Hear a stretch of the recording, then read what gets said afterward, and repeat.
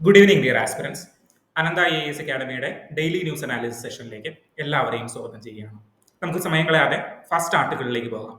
First article is related to India China relations. അതായത് ഇന്നലെ ഇന്നലെ നമ്മൾ ചൈനക്കാർക്കുള്ള ഇന്ത്യൻ വിസ ഹോൾഡ് ചെയ്ത് വെച്ചിരുന്നത് നമ്മൾ വീണ്ടും പുനരാരംഭിക്കുകയാണ്. അതായത് ഗാൽവാൻ അറ്റാക്കുമായി ബന്ധപ്പെട്ടിട്ട് നമ്മൾ ചൈനീസ് ഇൻഡിവിജ്വൽസ് അല്ലെങ്കിൽ ചൈനീസ് സിറ്റിസൺസിനുള്ള വിസാസ് നമ്മൾ ഹോൾഡ് ചെയ്ത് വെച്ചിരിക്കുകയായിരുന്നു. അതായത് പുതിയ വിസകളൊന്നും നമ്മൾ അവർക്ക് അടിച്ചു കൊടുക്കുന്നുണ്ടായിരുന്നില്ല. അത് നമ്മൾ പുനരാരംഭിക്കുകയാണ്. സോ ഇന്നത്തെ എഡിറ്റോറിയലിൽ അത് ഡീറ്റെയിൽ ആയിട്ട് ഡിസ്കസ് ചെയ്തിട്ടുണ്ട്. എ സ്ലോ റിവൈവൽ എന്നാണ് അദ്ദേഹം ഹെഡിങ് കൊടുത്തിരിക്കുന്നത്. പതിയെയാണെങ്കിലും ചെറിയ പുരോഗതികൾ നമ്മളുടെ ഇന്ത്യ ചൈന റിലേഷനിൽ വന്നുകൊണ്ടിരിക്കുകയാണ്. ഓക്കെ, സോ ഈ അവസരത്തിൽ നമ്മൾ ഡീറ്റെയിൽ ആയിട്ട് നമ്മുടെ ഇന്റർനാഷണൽ റിലേഷനിലുള്ള ഇന്ത്യ ചൈന റിലേഷനെ കുറിച്ചിട്ട് ഡീറ്റെയിൽ ആയിട്ട് നമ്മൾ നോക്കിപ്പോകണം. അപ്പോൾ എന്താണ് ഇന്ത്യ ചൈന റിലേഷൻസ്, എന്താണ് നമുക്ക് ഇടയിലുള്ള പ്രശ്നം എന്താണെന്ന് നമുക്ക് ആദ്യം ഐഡന്റിഫൈ ചെയ്യണം. ദെൻ പ്രശ്നത്തിനുള്ള കാരണങ്ങൾ നമുക്ക് രണ്ടാമതായിട്ട് ഐഡന്റിഫൈ ചെയ്യണം. പിന്നെ അതെങ്ങനെ നമുക്ക് പരിഹരിക്കാം എന്നുള്ളതാണ് നമുക്ക് ഡീറ്റെയിൽ ആയിട്ട് നമുക്ക് ഈ ഒരു ഡിസ്കഷനിലൂടെ നോക്കേണ്ടത്. ഓക്കെ, സോ ഇതാണ് ഇന്ത്യയുടെയും ചൈനയുടെയും തമ്മിലുള്ള മാപ്പ്.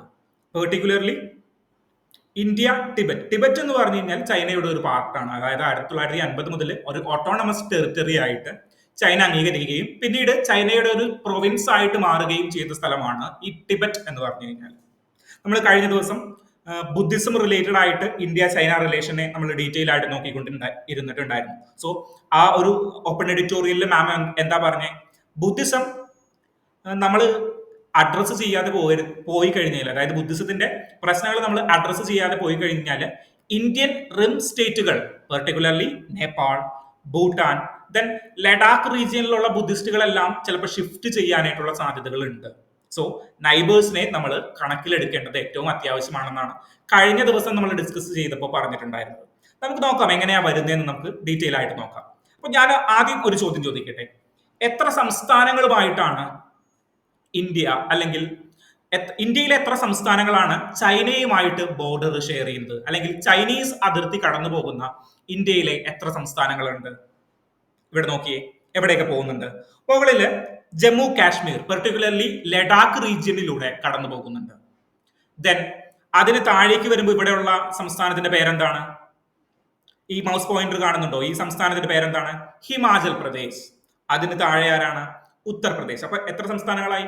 ഹിമാചൽ പ്രദേശ് എന്ന് പറയുന്ന ഒന്നാമത്തെ സംസ്ഥാനം, ഉത്തർപ്രദേശ് എന്ന് പറയുന്ന രണ്ടാമത്തെ സംസ്ഥാനം. പിന്നെ താഴേക്ക് നേപ്പാളിന്റെ ഏരിയാസ് ആണ്. അതിന് സൈഡിലേക്ക് വരുമ്പോൾ എന്താണ്? സൈഡിലേക്ക് സിക്കിം ഉണ്ട്. സോ മൂന്നാമത്തെ സംസ്ഥാനമായി സിക്കിം. ദെൻ ഇപ്പുറത്തേക്ക് ആരുണ്ട്? അരുണാചൽ പ്രദേശ് ഉണ്ട്. അങ്ങനെ 4 സംസ്ഥാനങ്ങളിലൂടെയാണ് ഇന്ത്യയിൽ ചൈനീസ് അതിർത്തി കടന്നു പോകുന്നത്. ഓക്കെ ആണോ? സംശയങ്ങളില്ലല്ലോ. 4 സംസ്ഥാനങ്ങൾ. പണ്ട് നമ്മൾ 5 സംസ്ഥാനങ്ങളിലൂടെയാണ് കടന്നു പോകുന്നതെന്നാണ് പഠിച്ചുകൊണ്ടിരുന്നത്. പക്ഷേ എന്ത് സംഭവിച്ചു? ജമ്മു ആൻഡ് കാശ്മീർ ഡിവൈഡ് ചെയ്തിട്ട് ലഡാക്ക് എന്ന് പറയുന്ന യൂണിയൻ ടെറിട്ടറി, കാശ്മീർ എന്ന് പറയുന്ന യൂണിയൻ ടെറിട്ടറിയുമായിട്ട് മാറി. സോ അത് ഇപ്പോൾ കറന്റ് ഒരു യൂണിയൻ ടെറിട്ടറിയാണ്. ഇപ്പൊ സംസ്ഥാനങ്ങൾ ചോദിച്ചു കഴിഞ്ഞാൽ എത്രയാണ്? 4 സംസ്ഥാനങ്ങൾ. ഒന്ന് ഹിമാചൽ പ്രദേശ്, ദെൻ ഉത്തർപ്രദേശ്, യോഗിയുടെ ഉത്തർപ്രദേശ്, ദെൻ സിക്കിം, ദെൻ അരുണാചൽ പ്രദേശ്. ഇങ്ങനെ 4 സംസ്ഥാനങ്ങളും ഒരു യൂണിയൻ ടെറിട്ടറി കൂടി എവിടെ കടന്നു പോകുന്നുണ്ട്? നമ്മളുടെ ചൈനീസ് അതിർത്തിയുമായിട്ട് അതിർത്തി പങ്കിടുന്നുണ്ട്. ഓക്കെ ആണല്ലോ. സോ ഒരു ഏകദേശം മാപ്പ് നിങ്ങളുടെ മനസ്സിലേക്ക് വന്നല്ലോ, ഏതൊക്കെ സംസ്ഥാനങ്ങളാണ്, എങ്ങനെയാണ് ഇതിന്റെ ബോർഡേഴ്സ് പറയുന്നത്. ദെൻ ഇവിടെ എന്താ പ്രശ്നം? അതായത് 1949 ചൈനീസ് റിപ്പബ്ലിക് ആവുന്നത്. ചൈനയും ഇന്ത്യയും ഏകദേശം ഒരേ സമയം സ്വാതന്ത്ര്യം കിട്ടുന്ന ലോക രാജ്യങ്ങളുടെ, മൂന്നാം ലോക രാജ്യങ്ങളിൽ ഒന്നായിരുന്നു അക്കാലഘട്ടങ്ങളിൽ ചൈനയും ഇന്ത്യയും. ചൈന ഒരു കമ്മ്യൂണിസ്റ്റ് വിപ്ലവത്തിലൂടെ മാവോ സെതുങ് അധികാരം പിടിക്കുകയും അവിടെ ചൈനീസ് റിപ്പബ്ലിക് എന്ന് പറയുന്ന ഒരു രാജ്യം രൂപീകരിക്കുകയും ചെയ്തു. ഇന്ത്യയിൽ 1947 ഇന്ത്യ സ്വാതന്ത്ര്യം പ്രാപിച്ചു. സോ ഏകദേശം ഒരേ ടൈമിൽ സ്വാതന്ത്ര്യം കിട്ടിയ ഒരു ആളുകളായിരുന്നു.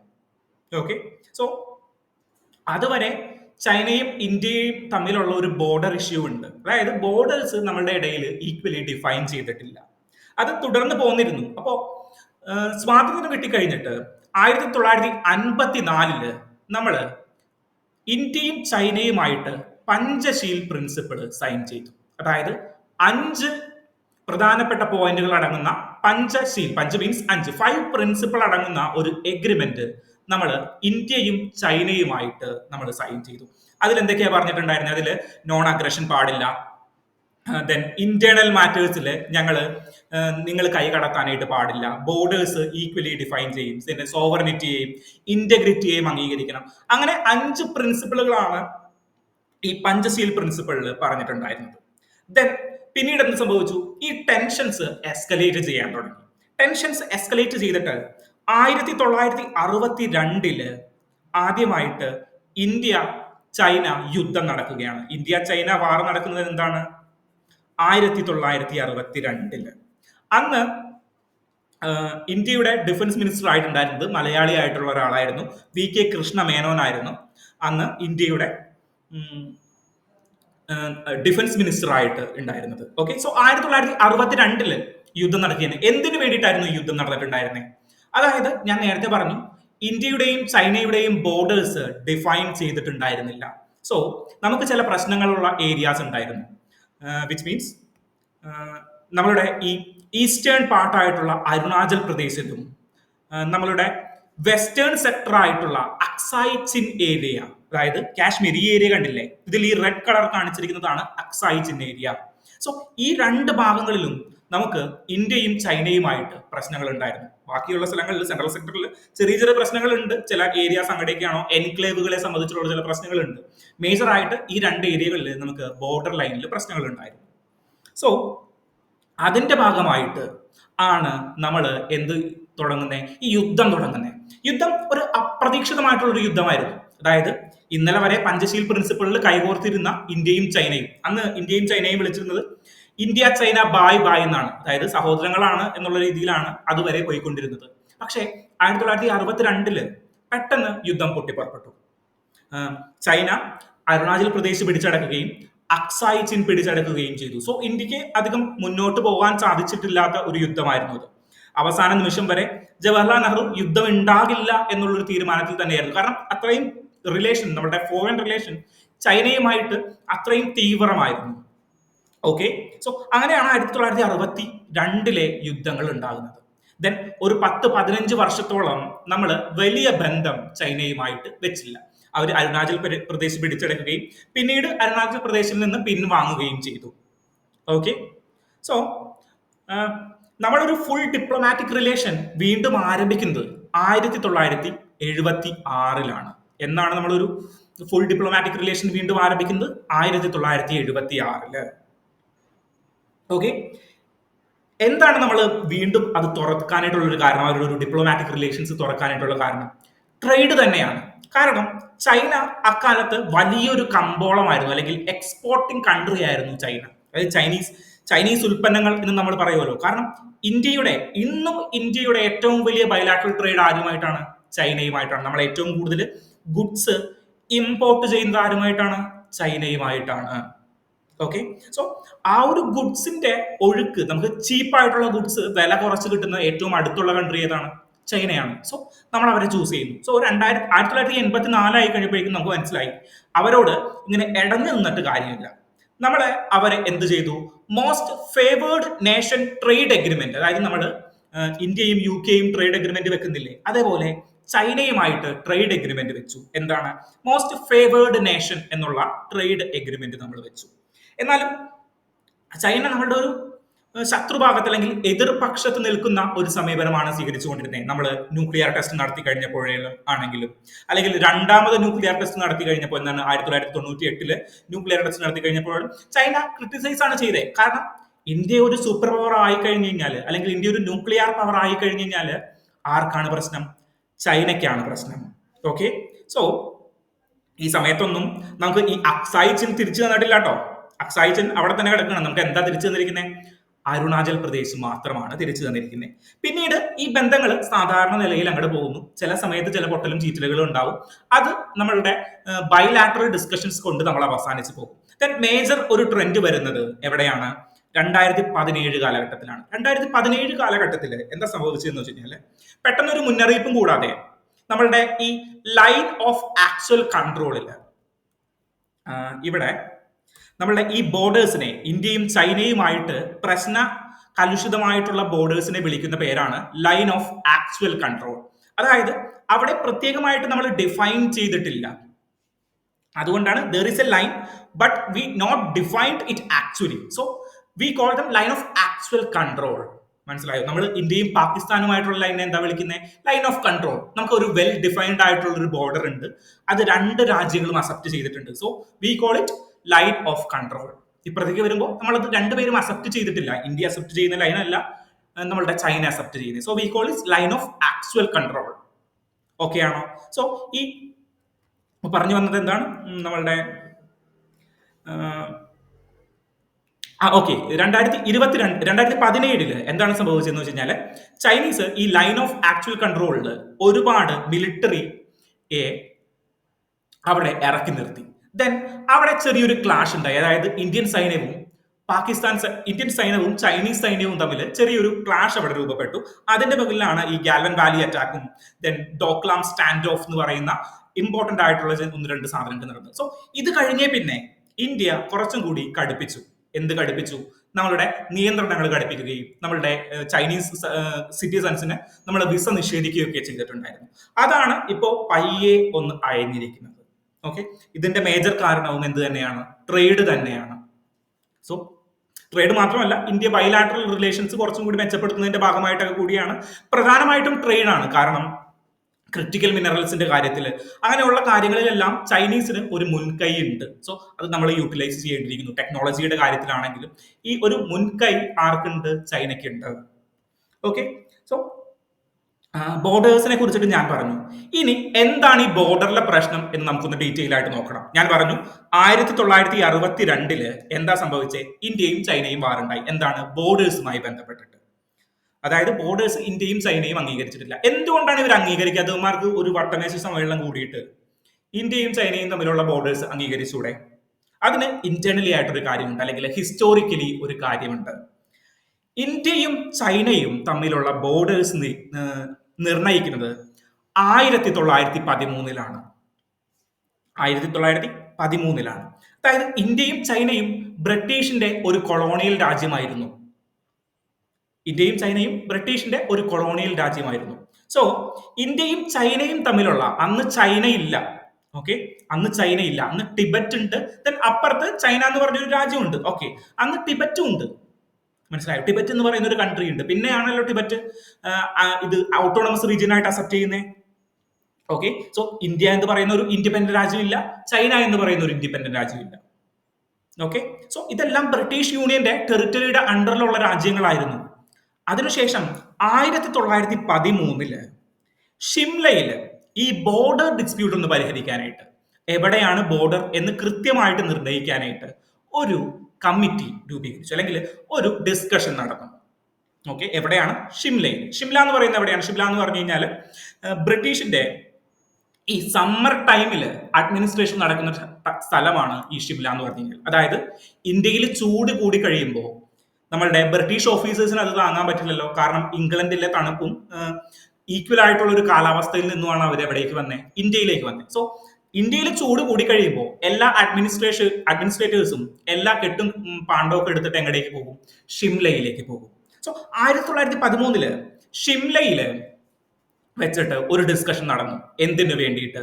നമ്മളുടെ ഈ ഇന്ത്യയും ടിബറ്റും ചൈനയുടെയും, അങ്ങനെ 3 കൺട്രീസിന്റെ, ഇന്ത്യയുണ്ട്, ടിബറ്റ് ഉണ്ട്, ചൈനയുണ്ട്, ഇങ്ങനെ ഈ 3 കൺട്രീസിന്റെ ബോർഡേഴ്സ് കൃത്യമായിട്ട് വരയ്ക്കാനായിട്ട് ആ കമ്മിറ്റിയുടെ ഹെഡായിരുന്നു, അല്ലെങ്കിൽ ഈ ബോർഡേഴ്സ് വരയ്ക്കാനായിട്ട് ഏൽപ്പിച്ച കമ്മിറ്റിയുടെ ഹെഡായിരുന്നു ആര്? നമ്മളുടെ ലോർഡ് മക്മോഹൻ. സോ ഇദ്ദേഹം എന്ത് ചെയ്തു? ഇദ്ദേഹം വരച്ചു. അതാണ് ഈ ഇന്ത്യയും ചൈനയും തമ്മിലുള്ള ബോർഡറിന്റെ പേര് മക്മോഹൻ ലൈൻ എന്ന് പറയുന്നത്. അതായത് ഇന്ത്യയും ചൈനയും തമ്മിലുള്ള ബോർഡേഴ്സിന്റെ ലൈനിന്റെ പേരെന്താണ്? മക്മോഹൻ ലൈൻ ആണ്. സോ ഞാൻ പറഞ്ഞു 3 കൺട്രീസ് ഉണ്ടായിരുന്നു, ഇന്ത്യ ഉണ്ടായിരുന്നു, ചൈന ഉണ്ടായിരുന്നു, ടിബറ്റ് ഉണ്ടായിരുന്നു. സോ പ്രധാനപ്പെട്ട ഏരിയാസ് എവിടെയാ വരുന്നത്? ഇന്ത്യയും ടിബറ്റും തമ്മിലാണല്ലോ പ്രധാനപ്പെട്ട ഏരിയാസ് വരുന്നത്. ഈ ഒരു എഗ്രിമെന്റിനെ ചൈന അംഗീകരിച്ചില്ല. ചൈന പറഞ്ഞു ടിബറ്റിന് ഇൻഡിപെൻഡന്റ് ആയിട്ട് എന്ത് ചെയ്യാൻ പറ്റില്ല? ബോർഡേഴ്സ് നിർണ്ണയിക്കാനായിട്ട് പറ്റില്ല. കാരണം ടിബറ്റ് ഒരു ഓട്ടോണമസ് റീജിയൻ ഒന്നും അല്ല, ചൈനയുടെ പാർട്ടാണ്.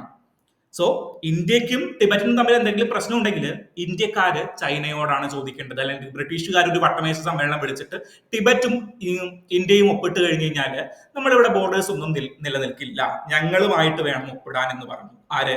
ചൈന പറഞ്ഞു. സോ ചൈന 1913 മുതലേ ഈ മക്മോഹൻ ലൈനിനെ അംഗീകരിച്ചിട്ടില്ല. മനസ്സിലായോ? ഇന്ത്യയും ടിബറ്റും അംഗീകരിച്ചിട്ടുണ്ടായിരുന്നു. ദെൻ കാലക്രമേണ ടിബറ്റ് ചൈനയുടെ ഒരു ഓട്ടോണമസ് റീജിയൻ ആയിട്ട് മാറി. ദെൻ പിന്നീട് പ്രൊവിൻസ് ആയിട്ട് മാറി. ഓക്കെ, സോ പ്രശ്നം ആര് തമ്മിലായി? ഇന്ത്യയും ചൈനയും തമ്മിലായി. ഇതാണ് ഇവിടത്തെ ഒരു ഹിസ്റ്ററി എന്ന് പറയുന്നത്. മനസ്സിലാവുന്നുണ്ടോ? സോ മക്മോഹൻ ലൈൻ അംഗീകരിക്കാത്തതാണ് ഇവിടത്തെ പ്രശ്നം. ഇന്ത്യ അത് അംഗീകരിച്ചിട്ടുണ്ട്. ഇന്ത്യ അതുവഴിയാണ് ഇന്നത്തെ ബോർഡേഴ്സ് നിർണയിച്ചിരിക്കുന്നത്. മനസ്സിലായോ? സോ ചൈന അംഗീകരിക്കാത്തത് കൊണ്ട് തന്നെ ചൈന പറയുന്നത് അരുണാചൽ പ്രദേശ് ചൈനയുടെ ഭാഗമാണ്, അക്സായി ചിൻ ചൈനയുടെ ഭാഗമാണ്. അക്സായി ചിൻ ഇപ്പോഴും നമ്മുടെ ചൈന ഓക്യുപ്പൈഡ് ടെറിട്ടറി ആണ് കേട്ടോ. അരുണാചൽ പ്രദേശ് നമുക്ക് തിരിച്ചു തന്നിട്ടുണ്ട്. ഓക്കെ ആണോ? സോ അക്സായി ചിന്നും അരുണാചൽ പ്രദേശും ഇന്ത്യയുടെ ആണെങ്കിലും അത് ആരും അക്സെപ്റ്റ് ചെയ്തിട്ടില്ല, നമ്മളുടെ ചൈനീസ് സർക്കാർ അംഗീകരിച്ചിട്ടില്ല. നിങ്ങൾ എപ്പോഴെങ്കിലും വാർത്ത മുന്നേ വായിച്ചിട്ടുള്ളവരാണെങ്കിൽ നമ്മളുടെ പ്രധാനമന്ത്രി അല്ലെങ്കിൽ മോദിജി അരുണാചൽ പ്രദേശിലേക്ക് ഒരു വിസിറ്റ് നടത്തി കഴിഞ്ഞു കഴിഞ്ഞാൽ ഉടനെ ചൈനീസ് സർക്കാർ ഒരു എക്സിൽ ഒരു പോസ്റ്റ് ഇടും, പ്രധാനമന്ത്രി നരേന്ദ്രമോദി അങ്ങോട്ട് പോയത് ശരിയായില്ല, അത് ചൈനയുടെ ടെറിട്ടറിയാണ് അല്ലെങ്കിൽ ചൈനയുടെ കേന്ദ്രമാണ്, അല്ലെങ്കിൽ എന്തെങ്കിലും ഒരു കുത്തിത്തിരിപ്പിനുള്ള ഒരു പോസ്റ്റ് അവിടെ ഇട്ടിട്ടുണ്ടാവും. ഓക്കെ, സോ ഇതാണ് ഇതിന്റെ ഒരു ഓവർവ്യൂ, ബോർഡർ ഓവർവ്യൂ എന്ന് പറഞ്ഞു കഴിഞ്ഞാൽ. ദെൻ ഞാൻ പറഞ്ഞു പ്രധാനമായിട്ടും 2 ഏരിയാസ് ആണ്, അക്സായി ചിന്നും അരുണാചൽ പ്രദേശ്. അപ്പോൾ ഹിസ്റ്ററി മനസ്സിലായല്ലോ നമുക്ക്, എന്തുകൊണ്ടാണ് പ്രശ്നങ്ങൾ ഉണ്ടാകുന്നത് എന്നുള്ളൊരു കാര്യം മനസ്സിലായി. ഇനി നമ്മൾ എന്തിലേക്കാണ് പോകുന്നത്? നമ്മളുടെ റിലേഷനെ കുറിച്ചിട്ടാണ്. അതായത് പൊളിറ്റിക്കൽ റിലേഷൻ, എന്തൊക്കെ റിലേഷനുകൾ ഉണ്ട് നമുക്ക്, അതായത് നമ്മളുടെ ബന്ധങ്ങളെ കുറിച്ചിട്ടാണ് നമ്മൾ പഠിക്കാൻ പോകുന്നത്. പൊളിറ്റിക്കൽ റിലേഷൻ ഉണ്ട്. നമ്മൾ നല്ല രീതിയിൽ പൊളിറ്റിക്കലി റിലേറ്റഡ് ആയിരുന്നു ആരായിട്ട്? ചൈനയുമായിട്ട് 1962 നടക്കുന്നത് വരെ. കാരണം ജവഹർലാൽ നെഹ്റു ആണെങ്കിൽ ഒരു പ്രോ സോഷ്യലിസ്റ്റ് ലീഡർ ആയിരുന്നു, അല്ലെങ്കിൽ നെഹ്റുവിയൻ സോഷ്യലിസം എന്ന് പറയുന്ന ഒരു അന്തർധാരയിൽ വളർന്നു വന്നിരുന്ന ഒരു ലീഡർ ആയിരുന്നു അദ്ദേഹം. ഈ നമ്മളുടെ ഈ 5 ഇയർ പ്ലാൻ ഉണ്ടല്ലോ, ഈ 5 ഇയർ പ്ലാൻ എന്ന് പറഞ്ഞു കഴിഞ്ഞാൽ ആക്ച്വലി നമ്മളുടെ ഒരു സോഷ്യലിസ്റ്റ് കൺസെപ്റ്റിൽ നിന്ന്, റഷ്യയിൽ നിന്ന് കടമെടുത്തിട്ടുള്ള ഒരു പ്ലാൻ ആണ്. ഓക്കെ, സോ റഷ്യ എന്ന് പറഞ്ഞു കഴിഞ്ഞാൽ പ്രൊമിനന്റ്ലി ഒരു സോഷ്യലിസ്റ്റ് കൺട്രി ആയിരുന്നു. സോ അതിനോട് പിൻപറ്റി നിൽക്കുന്ന ഒരു കൺട്രിയാണ് ആര്? ചൈന എന്ന് പറയുന്നത്. ഓക്കെ, സോ ആ ഒരു കാരണങ്ങൾ കൊണ്ട് തന്നെ നമ്മളുടെ 1947 54 കാലഘട്ടങ്ങളിലൊക്കെ നമ്മളൊരു നല്ല റിലേഷൻ തന്നെയായിരുന്നു. ദെൻ പിന്നീടാണ് അത് പ്രശ്നം ഉണ്ടാകുന്നത്. ദെൻ മൾട്ടി കോർപ്പറേഷൻ ആണെങ്കിൽ, മൾട്ടി കോർപ്പറേഷൻ പറയുന്നതിന് മുൻപ് എക്കോണമിക് റിലേഷനെ കുറിച്ചിട്ട് പറയാം. എക്കോണമിക് റിലേഷൻ എന്ന് പറഞ്ഞു കഴിഞ്ഞാൽ ഇന്ത്യക്ക് ഏറ്റവും കൂടുതൽ ട്രേഡ് ഡെഫിസിറ്റ് ഉള്ളത് ചൈനയുമായിട്ടാണ്. അതായത് ഇന്ത്യ ഏറ്റവും കൂടുതൽ കാര്യങ്ങൾ ഇമ്പോർട്ട് ചെയ്യുന്നത് ആരാണ്? ചൈനയിൽ നിന്നാണ്. ഓക്കെ, സോ 85.1 ബില്യൺ ആണ്, 85.1 ബില്യൺ ആണ് നമ്മളുടെ ചൈനയുമായിട്ടുള്ള എന്ത് വരുന്നേ? ട്രേഡ് ഡെഫിസിറ്റ് വരുന്നത്. അതായത് നമുക്കും ഇന്നലെ നമ്മൾ ഫ്രീ ട്രേഡ് എഗ്രിമെന്റ് ഒപ്പുവെച്ച UK-യുമായിട്ടുള്ള റിലേഷൻ എത്രയാണെന്ന് അറിയോ? മാക്സിമം പോയി കഴിഞ്ഞാൽ ഒരു 20-25 ബില്യൺ ഡോളറിലായിരിക്കും നമ്മുടെ ട്രേഡുകൾ നടക്കുന്നത്. സോ അതിന്റെ ഒരു 3 ഇരട്ടി ആർക്കുണ്ട്? ചൈനയുമായിട്ട് നമുക്ക് ട്രേഡ് റിലേഷൻ ഉണ്ട്. So China is an important partner. നമ്മൾ എത്ര അല്ല എന്ന് പറഞ്ഞു കഴിഞ്ഞാലും നമ്മളുടെ ഒരു ഇമ്പോർട്ടന്റ് പാർട്ണറാണ് ചൈന എന്ന് പറഞ്ഞു കഴിഞ്ഞാൽ. ഓക്കെ, ദെൻ ഇൻവെസ്റ്റ്മെന്റിന്റെ കാര്യത്തിലാണെങ്കിലും, അല്ലെങ്കിൽ ചൈനയ്ക്ക് ഒരുപാട് റെയർ എർത്ത് എലമെന്റുകൾ ഉണ്ട്. അതായത് നമ്മളുടെ ഈ ഫോൺ നിർമ്മിക്കുന്നതിന് വേണ്ടിയിട്ടുള്ള ആവശ്യമുള്ള ഈ റെയർ എർത്ത് എലമെന്റുകൾ ഉണ്ടല്ലോ, അതെല്ലാം ചൈനയിൽ ഉണ്ട്. നിങ്ങൾ ഒരു കാര്യം ശ്രദ്ധിച്ചിട്ടുണ്ടാവും, COVID-19 വന്നു കഴിഞ്ഞപ്പോൾ പെട്ടെന്ന് ഫോണുകളുടെ വില കൂടുകയും ഫോണുകൾ പ്രൊഡക്ഷൻ നിർത്തുന്ന ഒരവസ്ഥയിലേക്ക് വരികയും ചെയ്തു. അത് ചൈന ഒരു പ്രൊഡക്ഷൻ ഹൗസ് ആയതുകൊണ്ട് മാത്രമല്ല, അതുമുണ്ട്. എന്നാലും ഈ റയർ എർത്ത് എലമെന്റുകൾ കുറച്ച് കൂടുതലുള്ളത് ഈ ചൈനയിലാണ്, അല്ലെങ്കിൽ അത് പ്രൊഡ്യൂസ് ചെയ്യുന്നത് ചൈനയിലാണ്. So that's economically important to India. Then multi corporation, നമ്മൾ ബ്രിക്സിലായി കഴിഞ്ഞാലും G20-യിലായി കഴിഞ്ഞാലും SCO, ഷാങ്ഹായ് കോർപ്പറേഷൻ ഓർഗനൈസേഷൻ എന്നാണ് എസ്റ്റാബ്ലിഷ് ചെയ്തത്. ഞാൻ ക്ലാസ്സിൽ പറഞ്ഞിട്ടുണ്ടോ? എത്ര കൺട്രീസ് ഉണ്ട്? ഓർക്കുന്നുണ്ടോ? എത്ര കൺട്രീസ് ഉണ്ട്? കഴിഞ്ഞ ദിവസത്തെ അല്ലെങ്കിൽ കഴിഞ്ഞ ആഴ്ചത്തെ ഒരു ന്യൂസ് ആയിരുന്നു. ഷാങ്ഹായ് കോർപ്പറേഷൻ ഓർഗനൈസേഷൻ ചൈനയിലാണ് എന്നാണ് 2001-ലാണ് എസ്റ്റാബ്ലിഷ് ചെയ്തത്. 9 കൺട്രീസ് ഉണ്ടായിരുന്നു. 9 കൺട്രീസ്. പ്രധാനപ്പെട്ട ഏരിയസ് ഏതായിരുന്നു? നമ്മളുടെ സെൻട്രൽ ഏഷ്യയിലെ പ്രധാനപ്പെട്ട കൺട്രീസ് ആണ് കസാക്കിസ്ഥാൻ, അങ്ങനെയുള്ള കൺട്രീസ് ആണ് എന്ത് വരുന്നത്? ഷാങ്ഹായ് കോർപ്പറേഷൻ ഓർഗനൈസേഷനിൽ വരുന്നത്. 1996-ലാണ് ഇത് തുടങ്ങിയത്. അതിനുശേഷം ഖസാക്കിസ്ഥാൻ 2001 ജോയിൻ ചെയ്യുന്നു. ഇന്ത്യയും പാകിസ്ഥാനും എപ്പോഴാണ് ജോയിൻ ചെയ്തത്? 2010 ജോയിൻ ചെയ്തത്. മറന്നു ഉള്ളവരുണ്ടാവും. സോ ആ PDF നിങ്ങളൊന്ന് എടുത്തു നോക്കുക, അല്ലെങ്കിൽ നിങ്ങൾ എഴുതി വെച്ചിട്ടുണ്ടെങ്കിൽ ആ നോട്ട് ഒന്ന് എടുത്തു നോക്കുക. ഇങ്ങനെയാണ് നമ്മൾ മുന്നേ പഠിച്ച കാര്യങ്ങൾ റിവിഷൻ ചെയ്യുന്നത്. സോ ഒരു ആക്റ്റീവ് റിവിഷനിലൂടെ കടന്നു പോവുക. ദെൻ ബ്രിക്സിനെ കുറിച്ചിട്ട് നമ്മൾ പറഞ്ഞിട്ടുണ്ടായിരുന്നു, G20, then Asian infrastructure investment bank. Infrastructure investment ബാങ്കിനെ കുറിച്ച് പറഞ്ഞപ്പോൾ SCOയുടെ അവിടെ ഒരു ബാങ്കിനെ കുറിച്ച് നമ്മൾ പറഞ്ഞിട്ടുണ്ടായിരുന്നല്ലോ, 2014 ഏഷ്യൻ ന്യൂ ഡെവലപ്മെന്റ് ബാങ്ക്. ഓർക്കുന്നുണ്ടോ? സോ SCO നിങ്ങളൊന്ന് പോയിട്ട് ഇന്ന് റിവൈസ് ചെയ്യണം. ഓക്കെ ആണോ?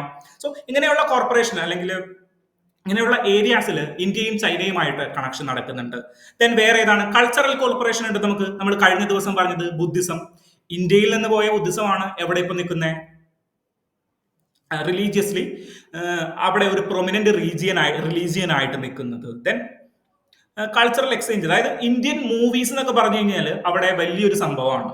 അവിടെ മാത്രമല്ല, മിഡിൽ ഈസ്റ്റിലായി കഴിഞ്ഞാലും പാകിസ്ഥാനിലായി കഴിഞ്ഞാലും ഇപ്പൊ അമിതാഭ് ബച്ചൻ എന്നൊക്കെ പറഞ്ഞു കഴിഞ്ഞാൽ അവർക്ക് എന്തോ വലിയ സംഭവമാണ് ഈ പാകിസ്ഥാൻകാർക്കും.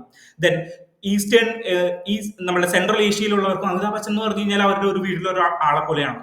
ഓക്കെ, സോ അതുപോലെ ഈ മൂവീസ് അങ്ങനെയുള്ള കാര്യങ്ങളിലെല്ലാം നമുക്ക് കുറച്ച് അടുപ്പമുണ്ട്. ദെൻ എഡ്യൂക്കേഷൻ റിലേറ്റഡ് ആണെങ്കിൽ എഡ്യൂക്കേഷനിലും എഡ്യൂക്കേഷൻ എക്സ്ചേഞ്ച് പ്രോഗ്രാം നിങ്ങൾ കേട്ടിട്ടുണ്ടാവും. ഇന്ത്യയിൽ നിന്ന് ചൈനയിലേക്ക് പോയിട്ട് MBBS പഠിക്കുന്ന ചില സ്റ്റുഡൻസ്, അല്ലെങ്കിൽ വേറെ ഏതെങ്കിലും പ്രൊഫഷണൽ കോഴ്സുകൾ പഠിക്കുന്ന സ്റ്റുഡൻസ്. സോ അങ്ങനെയുള്ള എഡ്യൂക്കേഷൻ എക്സ്ചേഞ്ച് പ്രോഗ്രാമുകളും 2006 മുതൽ നമ്മളുടെ ഇന്ത്യ ചൈന റിലേഷനിലുണ്ട്. ഓക്കെ ആണോ?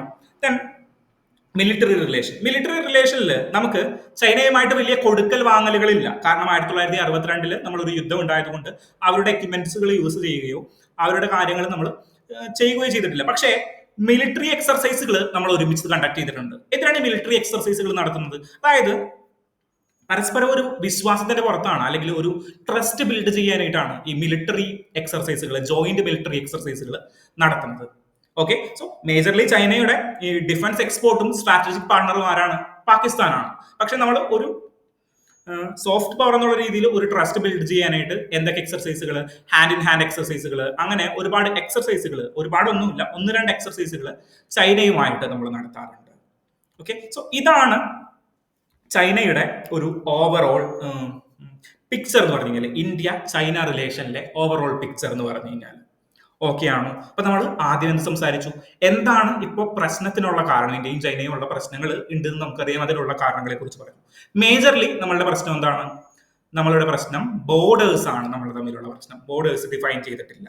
ദെൻ എന്തൊക്കെ രീതിയിലാണ് നമ്മൾ കൾച്ചറൽ കോർപ്പറേഷൻ നിലനിർത്തുന്നത്? നമ്മൾക്ക് പൊളിറ്റിക്കൽ കോർപ്പറേഷൻ ഉണ്ടായിരുന്നു, ദെൻ എക്കോണമിക് കോർപ്പറേഷൻ ഉണ്ട്, ദെൻ കൾച്ചറൽ കോർപ്പറേഷൻ ഉണ്ട്. നമുക്ക് അങ്ങനെ ഡിഫറെന്റ് ഏരിയാസിൽ നമ്മൾ കോർപ്പറേഷൻസ് നിലനിർത്തി പോകുന്നുണ്ട്. ഇതാണ് നമ്മൾ ഇനി ഇതുവരെ ഡിസ്കസ് ചെയ്തിട്ടുണ്ടായിരുന്ന കാര്യം. ഇനി നമ്മൾ എന്തിലേക്കാണ് പോകുന്നതെന്ന് വെച്ച് കഴിഞ്ഞാൽ, ഇനി ഈ പ്രശ്നങ്ങൾ എങ്ങനെ പരിഹരിക്കും? അതായത് ചൈന പറയുന്നത് ചൈനയുടെ 5 ഫിംഗേഴ്സുകളിൽ ഏറ്റവും ഇമ്പോർട്ടന്റ് ആയിട്ടുള്ള 2 ഫിംഗേഴ്സ് ഇന്ത്യയിലാണ്. 5 ഫിംഗേഴ്സ് പോളിസി ഉണ്ട് ചൈനയ്ക്ക്, അതായത് ഇന്ത്യൻ ബോർഡറുമായി ബന്ധപ്പെട്ടത്. അതായത് ലഡാക്ക്, നേപ്പാള്, സിക്കിം, ഭൂട്ടാൻ, അരുണാചൽ പ്രദേശ്, ഇതെല്ലാം ടിബറ്റിന്റെ ഭാഗമായിരുന്നു, ഗ്രേറ്റർ ടിബറ്റിന്റെ ഭാഗമായിരുന്നു എന്നാണ് ആര് പറയുന്നത്? ചൈന പറയുന്നത്. സോ ഇതെല്ലാം നമ്മളുടെ തന്നെ കൈകളുടെ വിരലുകളായിരുന്നു. ഓക്കെ, സോ ലഡാക്ക് ഇന്ത്യയിലാണ്, ദെൻ സിക്കിം ഇന്ത്യയിലാണ്, അരുണാചൽ പ്രദേശ് ഇന്ത്യയിലാണ്. So that creates a problem. Then വേറെ എന്താണ്? ചൈന എന്ന് പറയുന്നത് നമ്മളുടെ യുണൈറ്റഡ് നേഷൻസ് സെക്യൂരിറ്റി കൗൺസിലിലെ 5 പെർമനന്റ് മെമ്പറിൽ ഒരാളാണ്. ഓക്കെ, യുണൈറ്റഡ് നേഷൻ സെക്യൂരിറ്റി കൗൺസിലിലെ പെർമനന്റ് മെമ്പറിൽ ഒരാളാണ് നമ്മളുടെ ചൈന എന്ന് പറയുന്നത്. സോ പെർമനന്റ് മെമ്പർഷിപ്പിലേക്ക് ഇന്ത്യ ശ്രമിക്കുമ്പോൾ ആരാ തടയാറ്? ചൈനയാണ് തടയാറ്. ബാക്കിയുള്ള എല്ലാവരും, ഈവൻ ഫ്രാൻസും UK-യും USA-യും റഷ്യയും നമ്മളെ സപ്പോർട്ട് ചെയ്യുന്നുണ്ടെങ്കിലും ചൈന തടയും. കാരണം UN പെർമനന്റ് മെമ്പർഷിപ്പിലേക്ക്, UN സെക്യൂരിറ്റി കൗൺസിലിലെ പെർമനന്റ് മെമ്പർ ആവണമെങ്കിൽ അതിൽ നിലവിലുള്ള എല്ലാ മെമ്പേഴ്സും അക്സെപ്റ്റ് ചെയ്യണം. എന്നാൽ മാത്രമേ യുണൈറ്റഡ് നേഷൻ സെക്യൂരിറ്റി കൗൺസിലിൽ നമ്മൾക്ക് മെമ്പർ ആവാനായിട്ട് സാധിക്കുകയുള്ളൂ. മനസ്സിലാവുന്നുണ്ടോ? സോ ഇതെല്ലാമാണ് നമ്മളുടെ ഇടയിലുള്ള പ്രശ്നങ്ങൾ എന്ന് പറഞ്ഞു കഴിഞ്ഞാൽ. ഓക്കെ, ദെൻ ചൈന ഇന്ത്യക്ക് ചുറ്റുമല്ല, ലോകത്തെ കണക്ടിവിറ്റിക്ക് വേണ്ടിയിട്ട് എന്താ ബെൽറ്റ് ആൻഡ് റോഡ് ഇനീഷ്യേറ്റീവ് എന്ന് പറഞ്ഞ ഒരു ഇനീഷ്യേറ്റീവ് ക്രിയേറ്റ് ചെയ്തിട്ടുണ്ട്. ദെൻ ഓക്കെ, അങ്ങനെ ഒരു ഇനീഷ്യേറ്റീവ് ഉണ്ട്. ദെൻ ഡെപ്റ്റ് ഡിപ്ലോമസി വെച്ചിട്ടാണ് അവർ മേജർ എല്ലാ കാര്യങ്ങളും ചെയ്യുന്നത്. അതായത് ഫോർ എക്സാമ്പിൾ നമ്മളുടെ ശ്രീലങ്കയിൽ അവർക്ക് പോർട്ടുകളുണ്ട്. ഈ പോർട്ടുകൾ പണിയാനായിട്ട് ഹ്യൂജ് എമൗണ്ട് നമ്മളുടെ ചൈനീസ് സർക്കാർ പമ്പ് ചെയ്യും. ഇത് തിരിച്ചടയ്ക്കാനായിട്ട് പറ്റത്തില്ല. ആർക്ക്? ശ്രീലങ്ക പോലെയുള്ള കൺട്രീസിന് അത് തിരിച്ചടയ്ക്കാനായിട്ട് പറ്റില്ല. സോ ദാറ്റ് ക്രിയേറ്റ്സ് എ ഡെപ്റ്റ് ട്രാപ്പ് ബിറ്റ്വീൻ നമ്മളുടെ ശ്രീലങ്ക ആൻഡ് ചൈന. അപ്പൊ ചൈനക്കാർ എന്ത് പറയും? ഞങ്ങളുടെ 1-2 കപ്പലുകളുണ്ട്, നിങ്ങൾ പൈസ തിരിച്ചടക്കണ്ട, പൈസ പയ്യെ തന്നാൽ മതി, കുഴപ്പമില്ല. പക്ഷെ നമ്മളുടെ 1-2 കപ്പലുകളുണ്ട്, ആ കപ്പലുകൾ 1-2 യുദ്ധക്കപ്പലുകൾ ഈ റഷ്യയുടെ തീരത്ത്, റഷ്യയുടെ അല്ല ശ്രീലങ്കയുടെ തീരത്ത് നിലനിൽക്കും, നിങ്ങൾ എപ്പോൾ പൈസ തിരിച്ചു തരുന്നു. സോ അതൊരു ചൈനീസ് പോർട്ടായിട്ട് ആക്ട് ചെയ്യുന്ന ഒരു അവസ്ഥ വരെ വരാം. മനസ്സിലായോ? അവരുടെ ഒരു ബുദ്ധിപൂർവമായിട്ടുള്ള ഒരു കളിയാണ് ഈ ഡെപ്റ്റ് ഡിപ്ലോമസി അല്ലെങ്കിൽ ഡെപ്റ്റ് ട്രാപ്പ് എന്ന് പറയുന്ന ഒരു കളി. സോ ഇങ്ങനെയുള്ള പോളിസീസിലൂടെ ചൈന ഇന്ത്യയെ തകർക്കാനായിട്ടുള്ള ശ്രമങ്ങൾ നടത്തുന്നുണ്ട്. ഇന്ത്യ അതിന് തിരിച്ചടിക്കുന്നുണ്ട്. ഇപ്പോൾ ഈസ്റ്റ് ഏഷ്യൻ അല്ലെങ്കിൽ ഇൻഡോ പസഫിക്കിൽ ഇന്ത്യ ഒരു നെറ്റ് സർവീസ് പ്രൊവൈഡർ ആവാനായിട്ട് പോകുന്നുണ്ട്. ദെൻ മൾട്ടിലാറ്ററൽ ഓർഗനൈസേഷനുകളെ നമ്മൾ യൂട്ടിലൈസ് ചെയ്യുന്നുണ്ട്. ക്വാഡിലാറ്ററൽ അലയൻസ് ജപ്പാനുമായിട്ടും ഓസ്ട്രേലിയയുമായിട്ടും US ആയിട്ടും. ദെൻ I2U2 പോലെയുള്ള സംഘടനകൾ. ദെൻ വേറെ എന്താ ചെയ്യുന്നത്? സൗത്ത് ഈസ്റ്റ് ഏഷ്യയിലേക്ക് ASEAN പോലെയുള്ള സംഘടനകൾ, association of south east Asian Nations, അങ്ങനെയുള്ള സംഘടനകളിലൊക്കെ നമ്മൾ പ്രൊമിനന്റ് മെമ്പർ ആവുകയും അവരുടെ എല്ലാം എന്താർജിക്കും ട്രസ്റ്റ് നമ്മൾ ആർജിച്ചെടുക്കുകയും ചെയ്യുന്നുണ്ട്.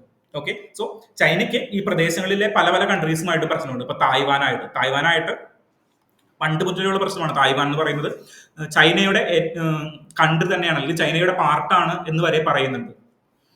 നോക്കാം, ചൈനയുടെ പാർട്ടാണ് എന്ന് പറയുന്നുണ്ട്. ദെൻ സൗത്ത് ചൈന സീ, അതായത് നമ്മളുടെ ഈ ചൈന, ഇതിൽ മാപ്പിൽ ഇല്ല, കാണാനായിട്ട് സാധിക്കില്ല. ചൈനയുടെ താഴെ ഉള്ള സീ, അതായത് ഇന്ത്യയുടെ താഴെ ഇന്ത്യൻ ഓഷ്യൻ ആണെങ്കിലും ചൈനയുടെ സൗത്ത് ചൈന സീ എന്നാ പറയാം. മനസ്സിലായോ? അവിടെയുള്ള ഐലൻഡ് കൺട്രീസുമായിട്ട് ചൈനയ്ക്ക് പ്രശ്നങ്ങളുണ്ട്. ഇപ്പോൾ പരാസൽസ് ഐലൻഡുകളായി കഴിഞ്ഞാലും സ്പാട്ട്ലെ ഐലൻഡുകളായി കഴിഞ്ഞാലും അവിടെയുള്ള ഐലൻഡ് കൂട്ടങ്ങളുടെ പേരാണ് കേട്ടോ സ്പാട്ട്ലെ ഐലൻഡ്സ്, പരാസൽസ് ഐലൻഡ്. ഇങ്ങനെയുള്ള ഐലൻഡ് കൺട്രീസുമായിട്ട് ചൈനയ്ക്ക് പ്രശ്നങ്ങളുണ്ട്. ചൈനയുടെ വാട്ടർ ഡിസ്പ്യൂട്ടുകളുണ്ട്. കാരണം ചൈനയ്ക്ക് ഒരു ഡയറക്റ്റ് ആക്സസ് ഇല്ല എങ്ങടേക്ക്? ടെറിറ്റോറിയൽ വാട്ടേഴ്സിലേക്ക്, അല്ലെങ്കിൽ ഓപ്പൺ ഓഷ്യൻസിലേക്ക് ടെറിറ്റോറിയൽ വാട്ടേഴ്സിൽ നിന്ന് ഒരു ഡയറക്റ്റ് ആക്സസ് ഇല്ല. സോ ഈ ഒരു ഐലൻഡുകളെ എല്ലാം അവർ പിടിച്ചടക്കാനായിട്ട് ശ്രമിക്കുന്നുണ്ട്. ഇതെല്ലാമാണ് ഒരു പ്രശ്നം എന്ന് പറഞ്ഞു കഴിഞ്ഞാൽ. ടോട്ടലി ഞാൻ ഒരു ഓവറോൾ പിക്ചർ ആണ് നമുക്ക് തന്നിരിക്കുന്നത്. ഇനി നമുക്ക് ഓരോന്നും ഡീറ്റെയിൽ ആയിട്ട് ഡിസ്കസ് ചെയ്യേണ്ടതുണ്ട്. എന്താണ് ബെൽറ്റ് റോഡ് ഇനീഷ്യേറ്റീവ്, അങ്ങനെയുള്ള കാര്യങ്ങൾ ഡീറ്റെയിൽ ആയിട്ട് നമ്മളുടെ ക്ലാസ്സുകളിൽ നമുക്ക് ഡിസ്കസ് ചെയ്യേണ്ടതുണ്ട്, അല്ലെങ്കിൽ ഇനി ഓരോ വിഷയങ്ങളും സംസാരിക്കുമ്പോൾ ഡിസ്കസ് ചെയ്യേണ്ടതുണ്ട്. സോ ടോട്ടലി ഒരു ഐഡിയ കിട്ടിയല്ലോ എന്താണ് പ്രശ്നം എന്നുള്ളത്. മനസ്സിലായല്ലോ എന്താണ് നമ്മളുടെ ഇന്ത്യയും ചൈനയുമായിട്ടുള്ള പ്രശ്നങ്ങൾ എന്നത് ഡീറ്റെയിൽ ആയിട്ട് നിങ്ങൾ അണ്ടർസ്റ്റാൻഡ് ചെയ്തല്ലോ. സോ ഇതാണ് ഫസ്റ്റ് ആർട്ടിക്കിൾ എന്ന് പറയുന്നത്. Second article is related to an open editorial. ഇന്ത്യയും UK-യും തമ്മിലുള്ള ഫ്രീ ട്രേഡ് എഗ്രിമെന്റ് നമ്മൾ ഇന്നലെ സൈൻ ചെയ്തു. നമ്മളുടെ കൊമേഴ്സ് മിനിസ്റ്റർ ആയിട്ടുള്ള പീയൂഷ് ഗോയലും അദ്ദേഹത്തിന്റെ കൗണ്ടർ പാർട്ടായിട്ടുള്ള UK-യിലെ മിനിസ്റ്ററും തമ്മിലാണ് ഈ ഒരു എഗ്രിമെന്റ് സൈൻ ചെയ്തത്. UK-യിൽ ആര് കൂടിയുണ്ട്? നമ്മളുടെ പ്രധാനമന്ത്രി നരേന്ദ്രമോദിജി കൂടിയിട്ട് UK-യിലുണ്ട്. സോ ഈ ഒരു അവസരത്തിൽ നമ്മളുടെ പബ്ലിക് ഹെൽത്തിന്റെ ഒരു പേഴ്സ്പെക്റ്റീവിൽ നിന്നുകൊണ്ട് ഈ ഇന്ത്യ-UK ഫ്രീ ട്രേഡ് എഗ്രിമെന്റിനെ ക്രിട്ടിസൈസ് ചെയ്യുകയാണ് ഈ ഒരു ഓപ്പൺ എഡിറ്റോറിയൽ. ആക്ച്വലി ഇതൊരു ക്രിറ്റിസിസം അല്ല, ഇവിടെ നമ്മളുടെ ഒരു ഹെൽത്തിന്റെ പേഴ്സ്പെക്റ്റീവിൽ ഇതിനെ ഒന്ന് അനലൈസ് ചെയ്യുക മാത്രമാണ് ചെയ്തിരിക്കുന്നത്. ഒരുപാട് ബെനിഫിറ്റുകൾ ഇന്ത്യ-UK ഫ്രീ ട്രേഡ് എഗ്രിമെന്റിന് ഉണ്ടെന്ന് നമുക്കറിയാം, നമ്മളത് ഡിസ്കസ് ചെയ്തിട്ടുണ്ടായിരുന്നു. ദെൻ പക്ഷേ ഈ പബ്ലിക് ഹെൽത്ത് റിലേറ്റഡ് ആയിട്ട് നോക്കുമ്പോൾ ചെറിയ പ്രശ്നങ്ങൾ ഇത് ഒപ്പിട്ട് കഴിഞ്ഞു കഴിഞ്ഞാൽ ഇന്ത്യയിലേക്ക് വരും. ഓക്കെ, അതെന്താണെന്നാണ് നമ്മളൊന്ന് ഡീറ്റെയിൽ ആയിട്ട് നോക്കാൻ പോകുന്നത്. സോ ഇവിടെ പ്രധാനമായിട്ടും പറയുന്നത് ഈ high fat sugar and salt അങ്ങനെയുള്ള ഫുഡ് പ്രൊഡക്റ്റുകളെ കുറിച്ചിട്ടാണ്. അതായത് ഉയർന്ന മധുരം അല്ലെങ്കിൽ ഷുഗർ കണ്ടന്റും സോൾട്ടും ഫാറ്റും അടങ്ങിയിട്ടുള്ള റിഫൈൻഡ് ആയിട്ടുള്ള ഒരു പ്രൊഡക്റ്റ് പറഞ്ഞു, ഹൈ ഷുഗർ കണ്ടന്റും ഹൈ ഫാറ്റും, കൊക്കക്കോള പോലെയുള്ള അല്ലെങ്കിൽ നമ്മളുടെ ഈ സോഫ്റ്റ് ഡ്രിങ്ക്സ് പോലെയുള്ള അല്ലെങ്കിൽ ബിസ്ക്കറ്റുകൾ പോലെയുള്ള അങ്ങനെയുള്ള പ്രൊഡക്ട്സുകളെ കുറിച്ചിട്ടുള്ള ഒരു കൺസേൺ ആണ് ഇവിടെ പറയുന്നത്. അതായത് ഇന്ത്യയും UK-യും തമ്മിൽ ഫ്രീ ട്രേഡ് എഗ്രിമെന്റിൽ ഒപ്പിട്ട് കഴിഞ്ഞാൽ അവിടെയുള്ള വലിയ വലിയ ബിസ്ക്കറ്റ് കമ്പനീസും കോള മാനുഫാക്ചറിങ് കമ്പനീസും അങ്ങനെയുള്ള കമ്പനീസ് ഇന്ത്യയിലേക്ക് അവരുടെ പ്രൊഡക്റ്റുകൾ സെല്ല് ചെയ്യാനായിട്ട് നോക്കും. ഓക്കെ, സോ ഇന്ത്യ ലാർജ്ലി ഒരു കൺസ്യൂമിങ് സ്റ്റേറ്റ് ആണ്. 150ഓളം കോടി ജനങ്ങളുണ്ട് ഇവിടെ. സോ അവിടെ ഉള്ള ചീപ്പ് പ്രൊഡക്ട്സുകൾ എന്ത് കൂടുതലുള്ളത്, ഫാറ്റും ഷുഗറും സോൾട്ടും കൂടുതലുള്ള ചീപ്പ് പ്രൊഡക്റ്റുകൾ ഇന്ത്യയിലേക്ക് വരികയും ഇന്ത്യൻ മാർക്കറ്റ് പിടിക്കുകയും ചെയ്യും. So that creates a huge public health concerns. അതെങ്ങനെയാണ്? കാരണം ഇന്ത്യയിൽ വാലിഡ് ആയിട്ട് ഇങ്ങനെയുള്ള പ്രൊഡക്റ്റുകളെ നമ്മളുടെ high fat sugar and salt പ്രൊഡക്റ്റുകളെ നിയന്ത്രിക്കുന്നതിന് വാലിഡ് ആയിട്ടുള്ള ഒരു നിയമമൊന്നുമില്ല. ആകെ ഇതിനെ നിയന്ത്രിക്കുന്നത് ആരാണ്? Food safety and standard authority of India. അവർ കൃത്യമായിട്ട് മാനദണ്ഡങ്ങൾ വെക്കും. അവർ 2006 ഒരു ആക്ടിലൂടെ രൂപപ്പെട്ട് 2008 നിലവിൽ വന്നൊരു സംഘടനയാണ്. ഓക്കെ, സോ അവർക്ക് ചില പരിമിതികളുണ്ട്. അവർ ബെസ്റ്റ് സ്റ്റാൻഡേർഡിൽ തന്നെയാണ് പ്രവർത്തിക്കുന്നത്, പക്ഷേ പല പരിമിതികളുമുണ്ട്. അത് ഒരു ലൂപ്പ് ഹോൾ ആയിട്ട് മാറാനായിട്ട് ഇവിടെ ചാൻസ് ഉണ്ട്. ഓക്കെ, അതാണ് നമ്മൾ ഇവിടെ ഡിസ്കസ് ചെയ്യുന്നത്. സോ നമ്മൾ ഇന്ത്യ ലോസിനെ ഒന്ന് നമ്മൾ അനലൈസ് ചെയ്യും. എന്താണ് ഇന്ത്യയിലുള്ള കറന്റ്ലി ഉള്ള ലോസ്? ദെൻ യു കെയുടെ ലോസ് എന്താണ്? യു കെയുടെ നിയമങ്ങൾ ഇതുമായി ബന്ധപ്പെട്ട എന്താണ്?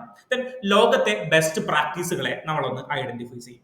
ഇത്രയാണ് നമ്മൾ ഇവിടെ ചെയ്യാൻ പോകുന്നത്. So high sugar and high fat content ഉള്ള പ്രൊഡക്ട്സ് ഇന്ത്യയിലേക്ക് വന്നു കഴിഞ്ഞാൽ ഇത് പ്രശ്നമാണ്.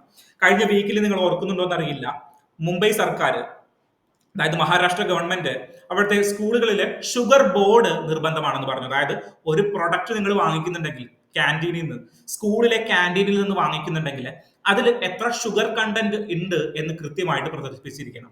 നിങ്ങൾ സമൂസ കഴിക്കുന്നുണ്ടെങ്കിൽ സമൂസയിൽ എത്ര ഫാറ്റ്, എത്ര ഷുഗർ ഉണ്ട് എന്ന് പുറത്ത് രേഖപ്പെടുത്തിയിരിക്കണം എന്ന് നിർബന്ധമായിട്ട് പറഞ്ഞു, പ്രത്യേകിച്ച് കുട്ടികൾക്ക് വേണ്ടിയിട്ട്. ഓക്കെ, സോ അങ്ങനെ ഒരു ഹ്യൂജ് റെഗുലേഷൻസ് ഇന്ത്യയിൽ ഇല്ല. ചില സംസ്ഥാനങ്ങളിൽ മാത്രമാണ് അങ്ങനെയുള്ള റെസ്ട്രിക്ഷനുകളും റെഗുലേഷനുകളും ഉള്ളത്. ഓക്കെ, സോ ഇവിടെ പറയുന്നത്, അതായത് ഞാൻ നെക്സ്റ്റ് സ്ലൈഡിലേക്ക് പോകട്ടെ. ഇന്ത്യയുടെ റെഗുലേഷൻ എങ്ങനെയാണ് എന്ന് നമുക്ക് ആദ്യം നോക്കിയിട്ട് പോകാം. ഇന്ത്യയുടെ റെഗുലേഷൻ ഞാൻ പറയുന്നത് പോലെ തന്നെ food safety and standard authority of ഇന്ത്യയിലാണ് ഇന്ത്യ റെഗുലേറ്റ് ചെയ്യപ്പെടുന്നത്. അതായത് ആരൊക്കെ അഡ്വർടൈസ് ചെയ്യണം, എന്തൊക്കെ മാനദണ്ഡങ്ങൾ പ്രകാരമാണ് ഒരു ഫുഡിന്റെ സ്റ്റാൻഡേർഡും സേഫ്റ്റിയും ഉറപ്പാക്കേണ്ടത് എന്ന് പറയുന്നതിന്റെ ടോപ്പ് മോസ്റ്റ് അതോറിറ്റി ആരാണ്? Food safety and standard authority of India. Okay, അവര് എന്തൊക്കെ റെഗുലേഷനുകളാണ് വെച്ചത്? അതായത് റെഗുലേഷന് വേണ്ടിയിട്ട് നമുക്കൊരു പോളിസി ഉണ്ട്. 2020 അവരൊരു കരട് പോളിസി രൂപീകരിച്ചിട്ടുണ്ടായിരുന്നു. അതില് ഡെയിലി ഇൻടേക്ക് അലവൻസുകൾ, അല്ലെങ്കിൽ 100 ഗ്രാമില് എത്ര ഷുഗർ ഉണ്ട്, അല്ലെങ്കിൽ എത്ര പ്രോട്ടീൻ ഉണ്ട്, അങ്ങനെയുള്ള കാര്യങ്ങൾ ഡീറ്റെയിൽ ചെയ്യണം എന്ന് അവർ പറഞ്ഞിട്ടുണ്ടായിരുന്നു. അതായത് നമ്മളിപ്പോ ഒരു പ്രൊഡക്റ്റ് വാങ്ങിച്ചു കഴിഞ്ഞാൽ അതിൽ എന്തൊക്കെ കാര്യങ്ങൾ ഉണ്ടാവും? ഇൻഗ്രീഡിയൻസ് ഉണ്ടാവും. 100 മില്ലിഗ്രാമിൽ അല്ലെങ്കിൽ 100 ml എന്തോരം കണ്ടന്റുകൾ, 100 ml എത്ര പ്രോട്ടീൻ ഉണ്ട്, എത്ര ഫാറ്റ് ഉണ്ട്, എത്ര ഷുഗർ ഉണ്ട് എന്നുള്ള കാര്യങ്ങളെല്ലാം അവര് ഡീറ്റെയിൽ ചെയ്തിട്ടുണ്ടാകണം. ദെൻ വെജിറ്റേറിയൻ ആണോ നോൺ വെജിറ്റേറിയൻ ആണോ, ഒരു പച്ച സൈൻ അല്ലെങ്കിൽ ഒരു റെഡ് സൈൻ ഉണ്ടാവും. ദെൻ വേറെ എന്തൊക്കെ ഉണ്ടാവും? ദെൻ ചിൽഡ്രൻസിന്, അതായത് കുട്ടികൾക്ക് എത്ര എണ്ണം വരെ ഒരു ദിവസം കൊടുക്കാം എന്നുള്ളത് കൂടിയിട്ട് അതിലുണ്ടാവും. ഓക്കെ, മാക്സിമം 2 പെർ ഡേ എന്നുള്ളതൊക്കെയാണ് നമ്മളുടെ ഈ ബിസ്ക്കറ്റുകൾ ഉണ്ടല്ലോ, ഈ ഗുഡ് ഡേ പോലെയുള്ള, ഗുഡ് ഡേയിൽ അങ്ങനെയാണെന്ന് അറിയില്ല, നമ്മളുടെ ഈ ക്രീം ബിസ്ക്കറ്റുകൾ ഉണ്ടല്ലോ, അതിലൊക്കെ മാക്സിമം 2 പെർ ഡേ എന്നോ അങ്ങനെ എന്തൊക്കെയാണ് എഴുതിയിരിക്കുന്നത്. അതൊന്നും നമ്മൾ ആരും വായിച്ചു നോക്കാറ് പോലുമില്ല, ഏറ്റവും കുഞ്ഞി അക്ഷരത്തിലൊക്കെയാണ് എഴുതി വെച്ചിരിക്കുന്നത്. സോ നമുക്ക് അങ്ങനെ വലിയ റെഗുലേഷനുകളില്ല. ദെൻ സ്കൂളുകളിലാണെങ്കിലോ 2020 തന്നെയാണ് നമ്മൾ സ്കൂളുകളിലെ ഇങ്ങനെയുള്ള ഫുഡ് പ്രൊഡക്ട്സുകൾ നിരോധിക്കണം, അല്ലെങ്കിൽ 50 മീറ്ററിനുള്ളിൽ ഇങ്ങനെയുള്ള ജങ്ക് ഫുഡുകളൊന്നും പ്രൊമോട്ട് ചെയ്യരുത് എന്ന് പറഞ്ഞ റെഗുലേഷനുകൾ, ഇതെല്ലാം ബില്ലായിട്ട് മാത്രമാണ് കേട്ടോ ഇരിക്കുന്നത്. സോ അങ്ങനെയുള്ള റെഗുലേഷനുകൾ വരുന്നത്. ദെൻ കളർ കോഡിങ്, അതായത് നമുക്ക് ഇങ്ങനെയുള്ള ഗുഡ്സിനെ പെട്ടെന്ന് തിരിച്ചറിയാനായിട്ട് ഉള്ള കളർ കോഡിങ്ങുകൾ നമ്മൾ ഇംപ്ലിമെന്റ് ചെയ്യണം എന്ന് പറഞ്ഞു. ഓക്കെ, യു കെയിലൊക്കെ ആണെങ്കിൽ പെർട്ടിക്കുലർലി കളർ കോഡിങ്ങുകൾ ഉണ്ട്, നമ്മൾ കാണും. സോ അങ്ങനെയുള്ള റെഗുലേഷനുകൾ മാത്രമേ ഉള്ളൂ. നമുക്ക് അഡ്വർടൈസ്മെന്റിൽ എന്തെങ്കിലും റെഗുലേഷനുകൾ ഉണ്ടോ? ഇവൻ നമ്മൾ അഡ്വർടൈസ് ചെയ്യുമ്പോൾ എന്തൊക്കെ ചെയ്യണം, എന്തൊക്കെ ചെയ്യാൻ പാടില്ല എന്ന ഒരു മാൻഡേറ്ററി ഡോക്യുമെന്റോ മാൻഡേറ്ററി ലോയോ ഇന്ത്യയിലില്ല. ഓക്കെ, മാൻഡേറ്ററി ലോയോ മാൻഡേറ്ററി ഡോക്യുമെന്റോ ഇന്ത്യയിലില്ല. ഇന്ത്യയിൽ അഡ്വർടൈസ്മെന്റുകൾക്ക് അടിസ്ഥാനമാകുന്നത് advertising standard council of India എന്ന് പറയുന്ന ഒരു നോൺ പ്രോഫിറ്റ് ഓർഗനൈസേഷൻ, അതായത് ഇത് ഇന്ത്യയുടെ ഗവൺമെന്റിന്റെ ഭാഗമൊന്നുമല്ല, ഇതൊരു നോൺ പ്രോഫിറ്റ് ഓർഗനൈസേഷൻ ആണ്. അവര് റിലേ ചെയ്യുന്ന അല്ലെങ്കിൽ അവര് പറയുന്ന ചില സ്റ്റാൻഡേർഡുകളുണ്ട്. 2006 ആയി കഴിഞ്ഞപ്പോൾ അന്നത്തെ ഗവൺമെന്റ് പറഞ്ഞു ഈ advertising standard of council of India എന്ന് പറയുന്ന നോൺ പ്രോഫിറ്റ് ഓർഗനൈസേഷൻ നന്നായിട്ട് നമ്മളുടെ ഈ അഡ്വർടൈസ്മെന്റിനെ കുറിച്ചിട്ടൊക്കെ ലിമിറ്റ് ചെയ്യുന്നുണ്ട്. സോ അവർ പറയുന്ന കാര്യങ്ങളൊക്കെ നിങ്ങൾ കേട്ടിട്ട് വേണം അഡ്വർടൈസ്മെന്റ് ചെയ്യാനായിട്ട്. ഞങ്ങളുടെ ഇടയിൽ പ്രത്യേകമായിട്ട് ലോകളൊന്നും ഇല്ല എന്നവർ പറഞ്ഞു. ഇന്ത്യ പോലെയുള്ള ഒരു 4ാം ലോക ശക്തിക്ക് അഡ്വർടൈസ്മെന്റുകളിൽ അതിൽ പ്രധാനമായിട്ട് ലോകളില്ല. പെർട്ടിക്കുലർലി ഫുഡ് അഡ്വർടൈസ്മെന്റ് നിങ്ങൾ കാണുമ്പോൾ ഒരുപാട് ആളുകൾ ഇപ്പോൾ ധോണി ആണെങ്കിലും സച്ചിൻ ടെണ്ടുൽക്കർ ആണെങ്കിലും ബൂസ്റ്റ് കുടിക്കുന്നു, ഹോർലിക്സ് കുടിക്കുന്നു, ഇങ്ങനെയുള്ള അഡ്വർടൈസ്മെന്റുകളൊക്കെ കാണും. സോ ഇതിനൊന്നും പെർട്ടിക്കുലർലി ഒരു സ്പെസിഫിക് ആയിട്ടുള്ള ലോ ഇല്ല. ദെൻ നമുക്ക് ഈ കോഷൻ, അതായത് ഇതിൽ ഹൈ കണ്ടന്റ് ആണ് എന്ന് അറിയിക്കുന്നതിന് വേണ്ടിയിട്ട് എന്തില്ല, പെർട്ടിക്കുലർലി കോഷൻ മെക്കാനിസം ഒന്നുമില്ല. അതായത് ഇതിൽ ഹൈ കണ്ടന്റ് ഉണ്ട്, നമ്മൾ പുറകിലെ ഇൻഗ്രീഡിയൻസ് വായിച്ച് നോക്കണം. എവിടെ ഇന്ത്യയിൽ ഒരു ഹൈ ഫുഡിനെ നമ്മൾ തിരിച്ച്, അല്ലെങ്കിൽ ഹൈ ഫാറ്റ് ഷുഗർ ഉള്ള ഫുഡിനെ നമ്മൾ തിരിച്ചറിയണമെങ്കിൽ പുറകിൽ ഇൻഗ്രീഡിയൻസ് നിങ്ങളൊന്ന് വായിച്ചു നോക്കണം. ഞാൻ നിങ്ങൾക്ക് ഒരു എക്സാമ്പിൾ പറഞ്ഞുതരാം. ഇന്ത്യയിലെ പെപ്സി ഉണ്ടല്ലോ, പെപ്സി അല്ലെങ്കിൽ കൊക്കക്കോള അല്ലെങ്കിൽ സ്പ്രൈറ്റ്, ഈ 3 കാര്യങ്ങൾ നിങ്ങൾ എടുത്തോളൂ. ഇന്ത്യയിലെ കൊക്കക്കോളയ്ക്കും പെപ്സിക്കും 100 മില്ലി ലിറ്ററിൽ എത്രയാണ് ആഡഡ് ഷുഗർ എന്ന് നിങ്ങൾക്ക് അറിയാൻ പറ്റുമോ? നിങ്ങൾ വെറുതെ ഒന്ന് ഗൂഗിൾ ചെയ്തിട്ട് ഇൻഗ്രീഡിയൻസ് ഒന്ന് നോക്കിയാൽ മതി. അതായത് പെപ്സിയിൽ അടങ്ങിയിരിക്കുന്ന ആഡഡ് ഷുഗറിന്റെ ഇൻഗ്രീഡിയൻസ് അല്ലെങ്കിൽ ആഡഡ് ഷുഗറിന്റെ അളവ് എത്ര 100 ml. 100 ml എന്ന് പറഞ്ഞത് എപ്പോഴാണ്? 2020 കരട് രേഖയിലാണ് 100 ml നിങ്ങളുടെ എന്തൊക്കെ കാര്യങ്ങൾ വേണമെന്ന് പറഞ്ഞു. അതുവഴി പെപ്സി അവരുടെ 100 ml ആഡഡ് ഷുഗറിന്റെ കാര്യം പറഞ്ഞു. അത് ഏകദേശം 10 ഗ്രാം ആണ്. അതായത് 100 മില്ലി ലിറ്ററിൽ 10 ഗ്രാം ആഡഡ് ഷുഗർ ഉണ്ട്. ഇറ്റ്സ് കുറച്ച് കൂടുതലാണ്, ഇത് കുറച്ചല്ല, ഇരട്ടി കൂടുതലാണ്. സിംഗപ്പൂരിനെ വെച്ച് നിങ്ങൾ നോക്കി കഴിഞ്ഞാൽ സിംഗപ്പൂരിൽ ഒരു ഫുഡ് പ്രൊഡക്റ്റിൽ അല്ലെങ്കിൽ ഒരു പ്രൊഡക്റ്റിൽ, ഈവൻ സോഫ്റ്റ് ഡ്രിങ്ക്സ് ആയിക്കോട്ടെ, എഡിബിൾ ആയിട്ടുള്ള ഫുഡ്സ് ആയിക്കോട്ടെ, ഏതെങ്കിലും ആഡഡ് ഷുഗർ 5% കൂടുതലാണെങ്കിൽ അവിടെ ആ ഒരു പ്രൊഡക്റ്റിന് പരസ്യം പാടില്ല എന്നൊരു നിയമമുണ്ട്. സിംഗപ്പൂരിൽ എന്താ നിയമം? 5% കൂടുതലാണെങ്കിൽ അല്ലെങ്കിൽ 5 ഗ്രാമിൽ കൂടുതലാണ് നിങ്ങളുടെ ആഡഡ് ഷുഗർ എങ്കിൽ ആ പ്രൊഡക്റ്റുകൾ അഡ്വർടൈസ് ചെയ്യുകയില്ല. ഓക്കെ, സോ ഇന്ത്യയിൽ എത്രയാണ്? ഇന്ത്യയിൽ പെപ്സിയുടെ മാത്രം ആഡഡ് ഷുഗർ 10 ഗ്രാമിനടുത്ത് ഉണ്ട്. ഈവൻ 9.5 അല്ലെങ്കിൽ 11 അങ്ങനെ എന്തോ ആണ്. അതിന്റെ ഒരു അപ്രോക്സിമേറ്റ് ഫിഗർ 10 ആയിട്ടാണ് ഞാൻ പറഞ്ഞത്. Okay, so that creates a problem. ഇനി നമുക്ക് വിഷയത്തിലേക്ക് വരാം. ഇതാണ് ഇന്ത്യയുടെ സാഹചര്യം എന്ന് മനസ്സിലായല്ലോ. FSSAI ആണ് ഏറ്റവും അടിസ്ഥാനമായിട്ടുള്ളത്. അവർ 2006 ഫോം ചെയ്തത്.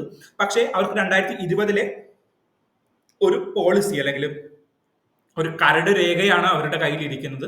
അതിൽ ഏറ്റവും ബേസിക് ആയിട്ടുള്ള കാര്യങ്ങൾ മാത്രമാണ് പറഞ്ഞു വെച്ചിരിക്കുന്നത്. അഡ്വർടൈസ്മെന്റിനെ ലിമിറ്റ് ചെയ്യുന്നതിന് വേണ്ടിയിട്ട് എന്തില്ല, നമുക്ക് ഒരു അപ്പെക്സ് ഓർഗനൈസേഷനോ ഒരു അപ്പെക്സ് പോളിസിയോ നമുക്ക് ഇതുവരെ ഇല്ല. നമ്മൾ നോൺ പ്രോഫിറ്റ് ഓർഗനൈസേഷൻ ആയിട്ടുള്ള ആരെയാണ് താങ്ങിയിരിക്കുന്നത്?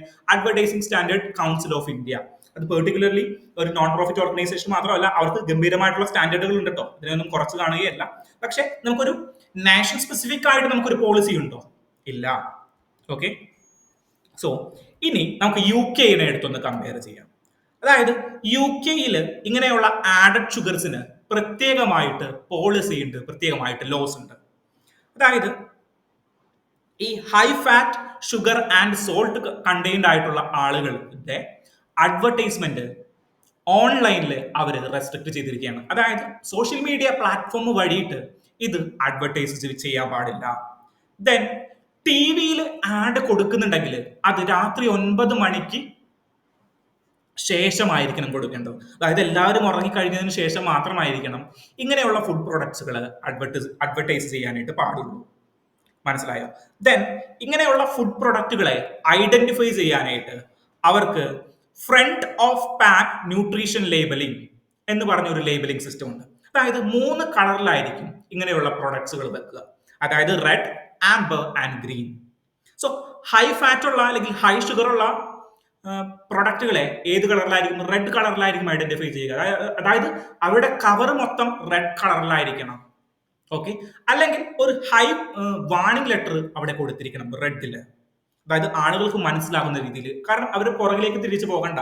ആ ഒരു പ്രൊഡക്റ്റിന്റെ പടം കണ്ടു കഴിഞ്ഞാൽ തന്നെ, അല്ലെങ്കിൽ പ്രൊഡക്റ്റ് ദൂരെ നിന്ന് നോക്കി കഴിഞ്ഞാൽ നമുക്ക് മനസ്സിലാകണം അത് ഹൈ ഷുഗർ അല്ലെങ്കിൽ ഹൈ ഫാറ്റ് ഉള്ള ഒരു പ്രൊഡക്റ്റ് ആണെന്നുള്ളത്. മനസ്സിലായോ? സോ ഇത്രയും റെസ്ട്രിക്ഷനുകൾ എവിടെയുണ്ട്? UK-യിലുണ്ട്. ഇന്ത്യയിൽ അങ്ങനെയുള്ള റെസ്ട്രിക്ഷനുകൾ ഒന്നുമില്ല. So that creates a problem. ഇന്ത്യയിൽ നിന്ന് അങ്ങോട്ടേക്ക് ഒരു പ്രൊഡക്റ്റ് കയറി പോകുമ്പോൾ ഈ റെസ്ട്രിക്ഷനുകൾ പാലിച്ചു കഴിഞ്ഞാൽ മാത്രമേ എന്ത് ചെയ്യാൻ പറ്റത്തുള്ളൂ? അവിടെ വിൽക്കുവാൻ പാടുള്ളൂ. ഇന്ത്യയിൽ ഇങ്ങനെ ഒരു റെസ്ട്രിക്ഷനുകൾ ഇല്ലാത്ത പക്ഷം എന്ത് പറ്റും? പ്രശ്നം ക്രിയേറ്റ് ചെയ്യപ്പെടും.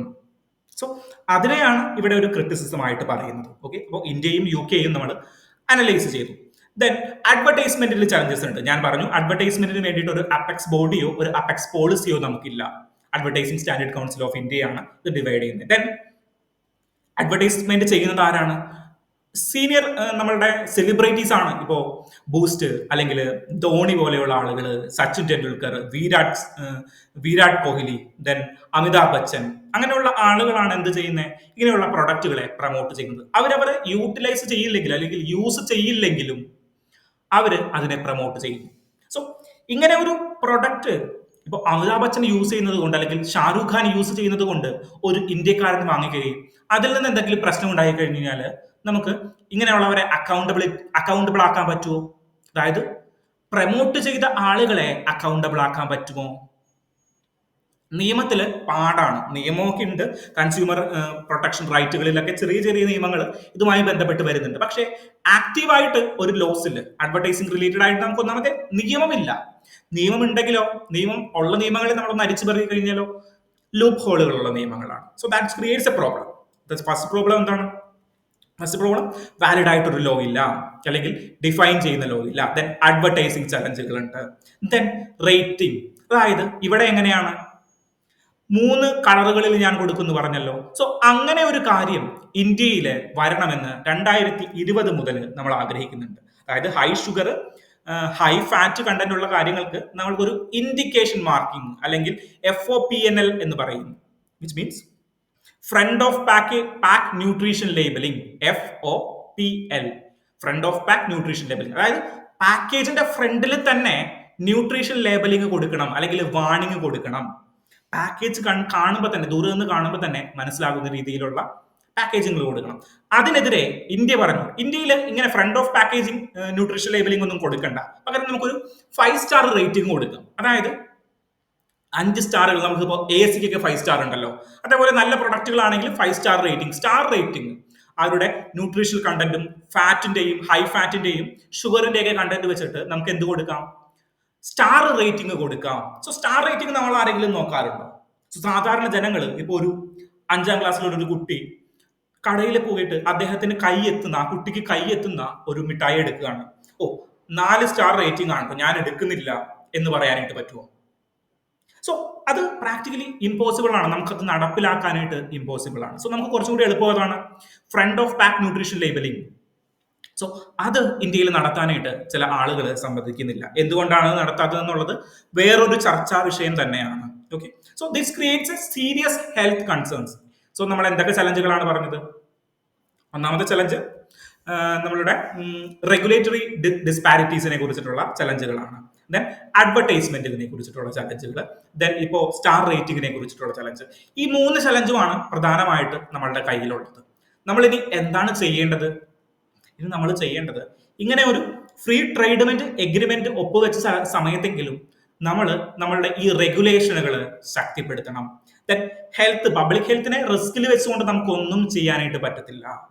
സോ ഫ്രീ ട്രേഡ് എഗ്രിമെന്റ് എല്ലാം നല്ലത് തന്നെയാണ്, പക്ഷേ നമ്മളുടെ പബ്ലിക് ഹെൽത്തിന്റെ കാര്യത്തിൽ കുറച്ചും കൂടിയിട്ട് എന്ത് ചെയ്യണം? കുറച്ചും കൂടിയിട്ട്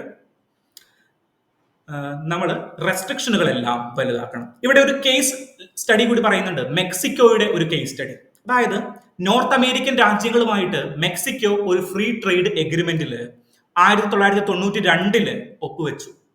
അപ്പോൾ എന്താ സംഭവിച്ചേ? ഈ USA-യിലെയും കാനഡയിലെയും ഹൈ ഫാറ്റും ഹൈ ഷുഗറും കണ്ടന്റുകൾ അടങ്ങിയിട്ടുള്ള മെറ്റീരിയൽസ് മെക്സിക്കോയിലേക്ക് പമ്പ് ചെയ്യപ്പെട്ടു. ചീപ്പ് ക്വാളിറ്റി അല്ലെങ്കിൽ ഹൈ ക്വാളിറ്റി ആയിരിക്കും, പക്ഷേ ചീപ്പ് പ്രൈസിലായിരിക്കും ഇത് അവൈലബിൾ ആകുന്നത്. സോ സാധാരണക്കാരടക്കം വാങ്ങാനായിട്ട് തുടങ്ങി. അതുവഴി ഒബേസിറ്റിയും ദെൻ ഹെൽത്ത് റിലേറ്റഡ് ആയിട്ടുള്ള പ്രോബ്ലങ്ങളും അവിടെ ക്രിയേറ്റ് ചെയ്യപ്പെടാൻ തുടങ്ങി. സോ ദാറ്റ് ക്രിയേറ്റ്സ് ഒരു എക്സാമ്പിൾ നമ്മുടെ മുന്നിലുണ്ട്. മെക്സിക്കോ എന്ന് പറയുന്ന ഒരു രാജ്യത്തിന്റെ എക്സാമ്പിൾ കൂടിയുണ്ട്. സോ ഈ ഒരു അവസരത്തിൽ നമ്മളെ റെഗുലേഷനുകൾ കുറച്ചുകൂടി ശക്തിപ്പെടുത്തണം. ദെൻ നമുക്ക് മേജർ ആയിട്ടുള്ള കൺട്രീസിനെ കുറിച്ചിട്ട് അവരുടെ ഗ്ലോബൽ ബെസ്റ്റ് പ്രാക്ടീസസ് നമുക്ക് നോക്കാം. ഇപ്പൊ സിംഗപ്പൂരിനാണെങ്കിൽ ഞാൻ പറഞ്ഞ പോലെ തന്നെ ഒരു ഷുഗർ ടാക്സ് ഉണ്ട് അവർക്ക്. സിംഗപ്പൂരിന് ഒരു ഷുഗർ ടാക്സ് ഉണ്ട്. ദെൻ 5 ഗ്രാമിൽ കൂടുതലാണെങ്കിൽ അവർ അഡ്വർടൈസ്മെന്റ് റെസ്ട്രിക്ഷനുകൾ ഏർപ്പെടുത്തിയിട്ടുണ്ട്. ആർക്ക്? നമ്മളുടെ സിംഗപ്പൂർ സർക്കാർ അവിടെ അഡ്വർടൈസ്മെന്റ് റെസ്ട്രിക്ഷനുകൾ ഏർപ്പെടുത്തിയിട്ടുണ്ട്. ദെൻ UK സംബന്ധിച്ചിട്ടാണെങ്കിൽ നമ്മൾ ഡീറ്റെയിൽ ആയിട്ട് പറഞ്ഞു. Front of package nutrition labelling ഉണ്ട് അവർക്ക്. അതായത് ഏത് കളർ, 3 കളറിൽ റെഡ്, ആംബർ ആൻഡ് ഗ്രീൻ, ഇങ്ങനെ 3 കളറിൽ അഡ്വർടൈസ്മെന്റ് പാക്കേജ് ഉണ്ട്. ദെൻ ഷുഗർ ലെവി ഉണ്ട്. ദെൻ അവിടെ കുറച്ചും കൂടി റെസ്ട്രിക്ഷൻ കൂടുതലാണ്. ദെൻ ചിലിയിലുണ്ട്. ചിലിയിലും ഇതേപോലെയുള്ള റെസ്ട്രിക്ഷനുകൾ ഉണ്ട്. എന്താണ്, പെന്റഗൺ ലേബലിംഗോ അങ്ങനെ എന്തോ പറഞ്ഞിട്ടൊരു ലേബലിംഗ് അവിടെ ഉണ്ട്. ദെൻ മെക്സിക്കോ നമ്മൾ ഡീറ്റെയിൽ ആയിട്ട് ഡിസ്കസ് ചെയ്തിട്ടുണ്ടായിരുന്നു. ഇവര് ഈ ഒരു അവിടെ ഫ്രീ ട്രേഡ് എഗ്രിമെന്റ് ഉണ്ടായിരുന്നു ഞാൻ പറഞ്ഞല്ലോ മെക്സിക്കോയിൽ, നോർത്ത് അമേരിക്കയായിട്ട്. അതിനെ മാറ്റാനായിട്ട് അവിടെ സോഡ ടാക്സ് എന്ന് പറഞ്ഞൊരു ടാക്സ് പോലും, അല്ലെങ്കിൽ ബിവറേജ് ടാക്സ് പെർട്ടിക്കുലർലി അവർ ഇൻട്രൊഡ്യൂസ് ചെയ്തു. അതുകൊണ്ടിട്ടാണ് അവിടെയുള്ള ഈ ഹൈ ഷുഗർ ആയിട്ടുള്ള അല്ലെങ്കിൽ ഹൈ ഫാറ്റ് കണ്ടന്റുകളുള്ള പ്രൊഡക്റ്റുകളെ ലിമിറ്റ് ചെയ്യാനായിട്ട് അവർക്ക് പറ്റിയത്. സോ അങ്ങനെ ഒരു നിയമങ്ങളൊന്നും നമുക്ക് ഇന്ത്യയിൽ നിലവിലില്ല. Okay, so that creates a huge problem. India ഒരു കൺസ്യൂമർ സ്റ്റേറ്റ് ആയി മാറിക്കൊണ്ടിരിക്കുകയാണ്. നമ്മളെല്ലാം വീട്ടിലുണ്ടാക്കുന്ന മറ്റേ ആവിയിൽ വേവിച്ച ഭക്ഷണങ്ങൾ മാത്രമേ കഴിക്കുകയുള്ളൂ എന്ന് വിചാരിച്ചിരുന്നു കഴിഞ്ഞാൽ നമുക്ക് ജീവിക്കാൻ പറ്റില്ല. കാരണം കുറച്ചുകൂടി ഫാസ്റ്റിൽ ഓടിക്കൊണ്ടിരിക്കുന്ന ലോകമാണ് നമ്മളുടെ. സോ അതിനനുസരിച്ചുള്ള റെസ്ട്രിക്ഷനുകളാണ് നമുക്ക് വേണ്ടത്. അല്ലാണ്ട് ടോട്ടൽ ബാൻ ഒന്നുമല്ല, അതിനനുസരിച്ചുള്ള റെസ്ട്രിക്ഷനുകളാണ് നമുക്ക് വേണ്ടത്. സോ ഫ്രീ ട്രേഡ് എഗ്രിമെന്റ് നല്ലത് തന്നെയാണ്, പക്ഷേ പബ്ലിക് ഹെൽത്തിലുള്ള ഇങ്ങനെയുള്ള കൺസേണുകളെ നമ്മൾ ഐഡന്റിഫൈ ചെയ്യാണ്ട് പോകരുത്. Okay, third article is related to addressing hazardous cleaning deaths in India. അതായത് ഇന്ത്യയിൽ മാനുവൽ സ്കാവഞ്ചിങ് നടത്തുന്നവരും അല്ലെങ്കിൽ സെപ്റ്റിക് ടാങ്കുകൾ അടക്കമുള്ള ഓടകൾ ക്ലീൻ ചെയ്യുന്നവരും 2022-23 കാലഘട്ടങ്ങളിൽ 150 ആളുകളാണ് മരിച്ചത്. എത്ര ആളുകൾ? 150 ആളുകൾ. 1 കോടിയിൽ ഒരാളെങ്കിലും മരിക്കുന്നുണ്ട് എന്നാണുള്ളൂ കണക്ക് വരുന്നത്. അപ്പോൾ അല്ലേ? So that creates a huge problem. നമ്മൾ അഡ്രസ്സ് ചെയ്യപ്പെടാതെ, ഒരു സോഷ്യൽ ജസ്റ്റിസ് പാർട്ടിൽ അഡ്രസ്സ് ചെയ്യപ്പെടാതെ പോകുന്ന ഒരു പ്രോബ്ലമാണ്. കാരണം സാധാരണക്കാരായ ആളുകളാണ് അവിടെ മരിച്ചുകൊണ്ടിരിക്കുന്നത്. ആരാണ്? ദളിതരായിട്ടുള്ളവര്, ആദിവാസികളായിട്ടുള്ളവര്, അങ്ങനെയുള്ള സമൂഹത്തിലെ ഏറ്റവും താഴ്ന്ന നിലയിൽ ജീവിക്കുന്ന ആളുകളാണ് അവിടെ ഈ ഒരു പ്രോബ്ലം ഫേസ് ചെയ്തുകൊണ്ടിരിക്കുന്നത്. സോ നമുക്ക് അത്ര ഒരു പ്രശ്നമുള്ള ഒരു കാര്യം, അത്ര പബ്ലിക് ഇമ്പോർട്ടൻസ് ഉള്ള ഒരു കാര്യമായിട്ട് ആരും ഇതിനെ കണക്കാക്കിയിട്ടില്ല. ആരെങ്കിലും കണക്കാക്കിയിട്ടുണ്ടോ? ഏതെങ്കിലും ഒരു സമരങ്ങൾ കഴിഞ്ഞ ഒരു 4 വർഷത്തിനിടയിൽ അല്ലെങ്കിൽ 5 വർഷത്തിനിടയിൽ ഇന്ത്യയിൽ നടന്നിട്ടുണ്ടോ? മാനുവൽ സ്കാവഞ്ചിങ്ങിന്റെ ഇത്രയും ഒരു ഡെത്ത് ഉയർത്തി കാട്ടിയിട്ട് ഇല്ല. സോ ഇങ്ങനെയുള്ള കാര്യങ്ങൾ സോഷ്യൽ ജസ്റ്റിസ്, സാമൂഹിക നീതിയിൽ പെടുന്ന കാര്യങ്ങളാണ്. കാരണം സാധാരണക്കാരനും മാർക്സ് പറയുന്ന പോലെ ലംബൻ പ്രോലിറ്ററേറ്റ് എന്ന് വിളിക്കുന്ന ആളുകളാണ് ഇതിൽ മരിക്കുന്നവരിൽ ഏറ്റവും കൂടുതൽ. സോ നിങ്ങൾ സോഷ്യോളജിയൊക്കെ പഠിക്കുന്ന, സോഷ്യോളജി ഓപ്ഷനിൽ എടുത്ത് പഠിക്കുന്നവരാണെങ്കിൽ നിങ്ങൾക്ക് കുറച്ചും കൂടി ആൻസർ റൈറ്റിങ്ങുകൾ ഉപയോഗപ്പെടുത്താനായിട്ടുള്ള കണ്ടന്റുകളായിരിക്കും ഇങ്ങനെയുള്ള ന്യൂസുകൾ. സോ ഇതൊന്നും വിട്ടുകളയരുത്. ഇത് GS 1 പേപ്പറിലാണെങ്കിലും സോഷ്യോളജി അടക്കമുള്ള പേപ്പറുകളിലാണെങ്കിലും കുറച്ചും കൂടി ആൻസർ റൈറ്റിങ്ങിന് എളുപ്പമുള്ള കണ്ടന്റുകളാണ് ഇവിടെ വന്നിരിക്കുന്നത്. സോ എന്താണ് നമുക്ക് ഇതിന്റെ പ്രശ്നം നോക്കാം. ഇന്ത്യയിലെ 2 പ്രധാനപ്പെട്ട നിയമങ്ങളുണ്ട് ഈ സ്കാവഞ്ചിങ് അല്ലെങ്കിൽ ഇറാഡിക്കേറ്റിംഗ് മാനുവൽ സ്കാവഞ്ചിങ്ങുമായി ബന്ധപ്പെട്ട്. ഒന്നാമത്തത് prohibition and rehabilitation of manual scavengers act 2013, അതായത് അല്ലെങ്കിൽ MS ആക്ട് എന്ന് നമ്മൾ വിളിക്കും. Prohibition and rehabilitation of manual scavengers. ഇത് പ്രകാരം ഇന്ത്യയിൽ മാനുവൽ സ്കാവഞ്ചിങ് പൂർണ്ണമായിട്ട് എന്ത് ചെയ്തിരിക്കുകയാണ്? ബാൻ ചെയ്തിരിക്കുകയാണ്. അതായത് മനുഷ്യ വിസർജ്യങ്ങൾ കളക്ട് ചെയ്യുന്നത്, ഈ മലയാളത്തിലൊരു കഥ പോലും ഉണ്ട്, നോവൽ പോലും ഉണ്ട്, തോട്ടിയുടെ മകൻ. സോ അങ്ങനെയുള്ള മാനുവൽ സ്കാവഞ്ചേഴ്സിനെ പൂർണ്ണമായിട്ട് എന്ത് ചെയ്യുകയാണ്? ബാൻ ചെയ്യുകയാണ് 2013. സോ അതിനുശേഷം 2023 എത്ര പേരാ മരിച്ചെന്ന് നോക്കണേ? 150 പേരാണ് ഇന്ത്യയിൽ മരിച്ചത്. സോ അത് നിയമം മൂലം നിരോധിച്ചിട്ടുണ്ടെങ്കിലും ഇപ്പോഴും നടന്നുകൊണ്ടിരിക്കുകയാണ്. ഒന്ന് ആലോചിച്ച് നോക്കി. ദെൻ ഡിഫറൻറ്റ് ജഡ്ജ്മെന്റ്സ്, സുപ്രീം കോടതിയുടെ ജഡ്ജ്മെന്റ്സ് ഇതുമായി ബന്ധപ്പെട്ട് വന്നിട്ടുണ്ട്. നമുക്ക് ഡീറ്റെയിൽ ആയിട്ട് നോക്കാം. ദെൻ ഇന്ത്യക്ക് പെർട്ടിക്കുലർലി ഒരു സ്കീം പോലും ഉണ്ട്, national action for mechanised sanitation. അതായത് 2013 മുതൽ ഇത് നിരോധിച്ചുകൊണ്ടിട്ട് സുപ്രീം കോടതിയും ഗവൺമെന്റും പറഞ്ഞുകൊണ്ടിരിക്കുന്ന ഒരു കാര്യം, ഇനി മുതൽ മാനുവൽ സ്കാവഞ്ചിങ് വേണ്ട. ഒരുപാട് മേഖലയിൽ ഇത് നടപ്പിൽ വന്നിട്ടുണ്ട് കേട്ടോ. ഇന്ത്യൻ റെയിൽവേയിൽ നിങ്ങൾ നോക്കിക്കഴിഞ്ഞ് കഴിഞ്ഞാൽ നമ്മൾ എന്ത് ചെയ്തു, നമ്മൾ ബയോ ടോയ്ലറ്റുകൾ അവതരിപ്പിച്ചു. അതായത് പണ്ട് എങ്ങനെയായിരുന്നു എന്ന് വെച്ച് കഴിഞ്ഞാൽ റെയിൽവേയിലെ ട്രാക്കുകളിലായിരുന്നു, അത് ആളുകൾ നിന്നിട്ടായിരുന്നു ഈ ഇത് വൃത്തിയാക്കിക്കൊണ്ടിരുന്നത്.